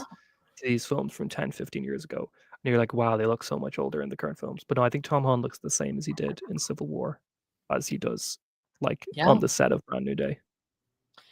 Yeah, and what he's done in 10 years, he will have done 4 Captain or I'm sorry, 4 he'll have done He's been 4 in 4 Spider-Man Captain America movies, films. 4 Spider-Man movies, a Captain America movie, 2 Avengers Yeah, movies, like, he's going he's been in a on lot. almost 10 A movies in 10 version of years? his character's been in What If, but not Tom Holland. Yeah. Yeah, Like, almost 10 movies in 10 years is pretty great. That's pretty good. yeah, Like, especially in COVIDs and writer strikes and, yeah. like, the It's twice as weirdness. much as any of the other live action films Spider-Man. Yeah. No, for sure. We already talked about Zemo, Frank Grillo a little bit. I don't have much thoughts on, Yeah, uh, him at all. yeah. Um, William Hurt, of course. Um, Ross has an appearance in this movie. Is this Oh, his yeah. first introduction? Yeah, this would be, yeah, because Black Panther was his first main film then. Yeah. I always do I forget he's in this, and then I he's technically a completely Skrull as well, isn't he? Not yet, maybe, but at some point soon, isn't he mm, a Skrull?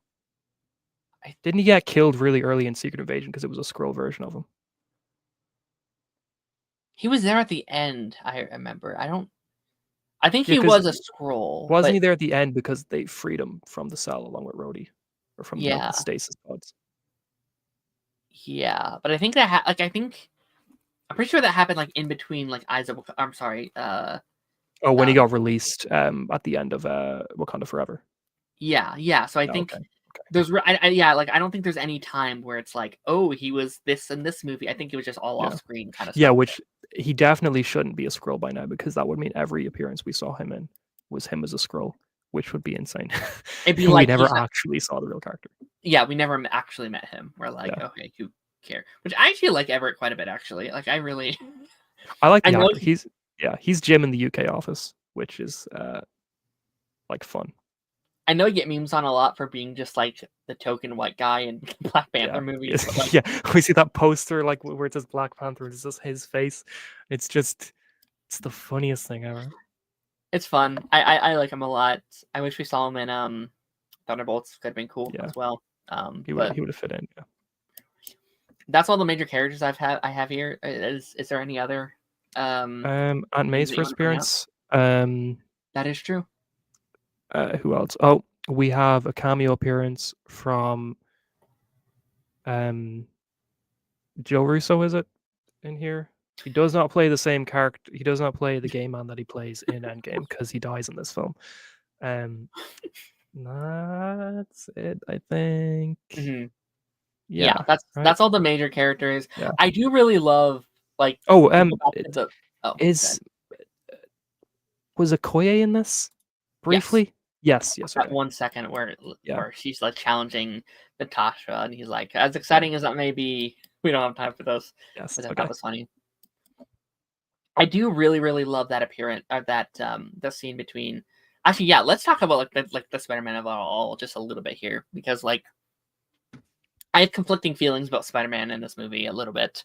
Yeah, I think everything itself is great. Like I think Tom's performance in here is great. I think it's almost the most like Spider-Man-esque he is. Like his quips and like his swinging around, he's he's just doing stuff webbing like things up, yeah. he's great. I love him here. I love that scene between him and Tony in his bedroom. Um, I was talking about this with some friends recently because we were like rewatching Superman and Lois, and I think Yeah, about that scene a lot with the whole like Jordan doing football stuff. And there's a scene where it's like, well, I couldn't before, so I shouldn't now. And like that aspect of it, I think is just yeah, like I think about just a lot in terms of like Superman and Lois and Smallville and stuff like that that does similar storylines. yeah, I love that so much. That just like real genuine scene between the two of them. Their chemistry is off the chart. yeah. So I think that scene's great. I I don't think I think if he had the full picture, he would not be Team Iron Man. I stand by that. I don't I think agree as well, yeah. I think I, he was semi-manipulated into being he on Tony's side. he was Yeah, he saw a tiny toy and he's like, ooh, I like this. And I really really really love what they did in Friendly Neighborhood this year with Civil War it and it's that really aspect of bad it. TV show. I I love that they kind of point out like a letter on that a little bit because Yeah, that version of him definitely would not have. And I like that it's going on and he's also being manipulated. It's like, don't worry about it.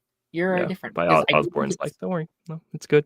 You don't need to be I involved." do think it's interesting because what does Peter have that none of the other heroes have? A secret identity, right? Yeah, Like he is kind of really the only one there that's not controlled by any of this, really.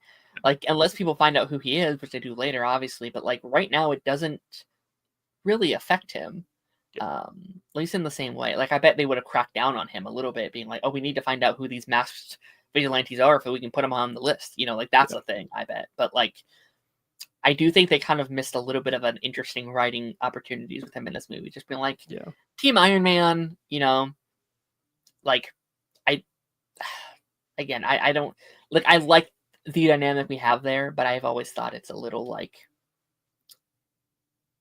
boring in some ways. Like I think they go the most boring route, and I was like, I if Peter really knew who Tony was, I don't think he'd like Tony that much. I don't think so either. I think Ultimately, he would not have been a Tony fan.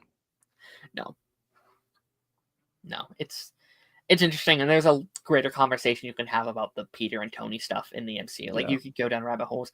I agree with Comes to some of it. I Homecoming and don't. Far From Home and all that sort of stuff, Yeah, it is a bit crazy. I do think, like, the extent they go to make Peter, like, an Iron Man fanboy is one of the major drawbacks of the character in the yeah. MCU.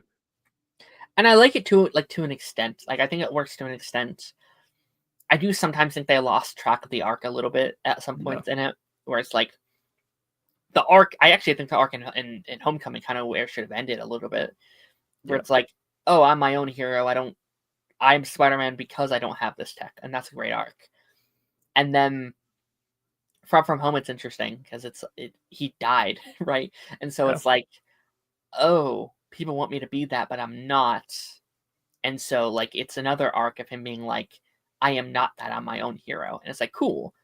And then he's still wearing the Iron Spider suit come like No Way Home, and yeah. it's like, I'm so over that suit, man. I don't know. I'm happy we're doing just a normal Spider-Man suit I for think it's a cool suit, but it's a like new what guy. it means bugs me Yeah, because it's like, and I get the point is they wanted the Iron Spider suit versus Doc Ock, like they wanted that, like yeah. oh they, I get that, but Coulda done it's a little weird. There's some weird stuff in yeah. there for sure. Do you have any final thoughts on Civil War? I No, know we talked about a lot. um, one of the last actually, I'll say the last MCU film that Agents of Shield like had genuine tie-ins for. Like, yes, there were references to Doctor Strange. Yes, there are references to Avengers: Infinity War, but the whole thing with the Accords was the last time Yes, like a you're plot right. point genuinely impacted Agents of Shield when we had um Glenn Talbot come in with the documents and was like, "Okay, you need to show me all of your Inhumans because I need to put them on the list." Yeah. And that was a whole thing where then they had to, like, escape and form the Secret Warriors because Hive was taking over things and stuff like that. Right. Yeah, Mm, last MCU film that Agents of S.H.I.E.L.D. had anything to do it, really. that's crazy. Yeah, That is. And yeah, it would have been so cool to dive into that a little bit more on Agents of yeah, S.H.I.E.L.D. Like, that would have been I agree. a really cool, like, season with, like, Daisy and just, like, trying to get them to sign Yeah. and seeing Which the that's why real she was, like, world. on the run in the beginning of season 4, was that sort of Yeah. stuff. It would have been really cool, her maybe them trying to, like, protect some of these Inhumans from the Accords and, like, Yeah, seeing the, like, straight up consequences of that a little bit would have been really, really cool. Um, it wouldn't have happened, but, like, then you could have had cameos from some of these other MCU yeah, things in that show of just like, "Oh, this person's working with Talbot or something." I don't know, on a mission. I don't know, yeah. something that you could have done. It's Vision or something. I don't know. Some weird thing Vision's like here. He's coming. that would be insane, actually. Yeah. But no, I love this movie. Is this in your top 5 of Top 6. the MCU? Top Um, 6? Guardians 3 pushed it out. Yeah. Yeah, no. I definitely love it a lot more than I did the first time we were on record talking about the movie. I will Yeah. not make that mistake You again. hated it. You hated it. I think I don't even know if it was in my top 20 or, like, it was, like, top 15 or something last time Yeah, we talked. I think it was outside your top 10 because I remember we were like, "How is Civil War not in your top 10?" I think it was, Like, I like, yeah, remember I that think it was, being a like, thing, 15 or 16 or yeah, something. You're like, yeah, "This is crazy." that sounds familiar. But yeah, with that being said, that does lead us to the end of today's episode. Connor, thank you so much for being here with Oh, me. thanks for having me It's on. an absolute pleasure as always. Always. I know you've been doing some uploads on your channel. Mhm, You've been working on some stuff. You're about to launch a new series. mhm, So for those wondering, where can we find you? What you're working on? What's with all that jazz that we can actually really mhm. quickly. I've got to read comments. Let me read these last Okay. couple comments and then out here. I don't want to leave people's comments here. And then I'll ask you where people can find you. Okay. Yeah, but he killed my mom, one of Tony's best lines in the That's really MCU. good. That's really good. I love that whole sequence. That whole final sequence is incredible with Tony, It's and amazing. I'd be curious to see who would have won if it wasn't for Bucky, Yeah. because they do kind of do him a little dirty in that scene. Favorite Vision line? Well, I was born yesterday in Age of Ultron is really good. I was born yesterday. That whole dialogue between Ultron and And Vision, yeah, is great. Vision is good. Which I'll be curious if, like, any of this kind of. I guess that is worth bringing up a little bit with, like, the Sokovia Vision Accords a Quest little and bit, stuff, where it's yeah. like, will any of it kind of come back into process with Ultron coming I back think it to has to, with right? With James everything? Spader coming back? Like, I feel like it, you have to play into that. And also, like, I think we're heading into another version of the Sokovia Accords, probably a less version of it with Daredevil Born Again, right? Like, we are Yeah, with clearly the leaning New York into vigilantes stuff. anti-vigilantes, heroes are outlawed in New York Yeah. City. Um, we're heading into X-Men as well, which is like Yeah, a big version of, like, anti-mutants. anti-hero. Yeah, Yeah. like, so, like, I think we're kind of building up to, like, another version of, like, anti-hero arcs in the MCU, which I think is Yeah. fascinating. Sharon X Steve is one of my major drawbacks of the movie. I agree. Coulda done without it. Agreed. Andy Serkis, I forgot the name. Named Claw, I think. Yeah, Yeah. Ulysses Does he appear Claw. in this movie? No, it's No, it's Age of Ultron. it's Yeah. yeah. Age of Ultron and then Black Panther. Yeah. I'm kind of sad they killed him off in that movie though. I could have used for some Yeah, more. doesn't Killmonger just shoot him? Yeah, it's kind Yeah, of sad. it's crazy. Maybe bring him back post Secret Wars as a new character Yeah. or something, I'd be down because Andy Serkis is or great. just Claw again. Just, like, bring him back Yeah. from the dead. I'd be okay with. Tony Loki lied and manipulated Peter. I think is slightly problematic. The MCU portrayed the relationship of Tony Peter as a good thing going forward in the MCU. Yeah, I kind of like. I like their dynamic a lot, but also, like, I think as I get older, the more I'm like, a little They weird. could have pulled back from it the more Yeah, I think they really needed Peter to have a huge tie to an Avenger for Infinity War, and you're right. Iron Man Yeah, was the natural person to pick for that, the but I agree that the way that they portray it yeah. isn't the best. There just wasn't more time. I kind of wish we had more time with, Yeah. like, which maybe be interesting. Like, if we are rebooting these characters a little bit, like, if we do have a new Iron Man, stuff like that in the new era, that could be a really fun dynamic, to be honest. Where it's like this hero he once looked up to is maybe he's seeing him on a different light now that he's a little older. He's like, Like, they I kinda love fucked you, up. but like, I don't. Maybe I need to readjust how I looked at you. Like, I think that'd be kind of really cool if they went that direction. Yeah, I agree. The movie was also the foundation of Wanda and Vision's relationship. It 100% was. Yeah, they built on it, and then they go into it in Infinity War. Thanks for another wonderful pod. As always, enjoy the rest of your day. Thank you so much, Harrison. It's great to see you. Okay. Now, Connor, where can we find you? What you're working on? What you... Just YouTube as always. Doing one perfect episode. So every couple of weeks, gonna be picking an episode from a TV show and doing something on that. So we're doing Daredevil season 3, episode 1 to start off with. Then the series finale of Star Trek: Deep Space Nine. Then episode 6 of Band of Brothers, and then season 2, episode 8 of Andor. So a couple of really good episodes that Incredible. I love. Some of my favorite episodes of anything of all time. So that's kind of what the series is going to be. But yeah, it's kind of it. No, very excited for that. Go check out his channel. He just put out a new Agents of S.H.I.E.L.D. video last night. Yeah. And a Superman video a couple of days ago as well. Star Trek Stranger World season 3 review. It's all coming out tonight, I think. Incredible. Yeah. If you want more of our bantering, we've done about like 30 episodes of this show in particular. So if you want to go check out all our ramblings, go check that out. Fun. It's always a pleasure, my friend. Thank you for having me. Of course. Stuff for the channel this week. After the credits, Monday. What do we have on the roster? We have more Peacemaker season 2. Only Murders in the Building just launched.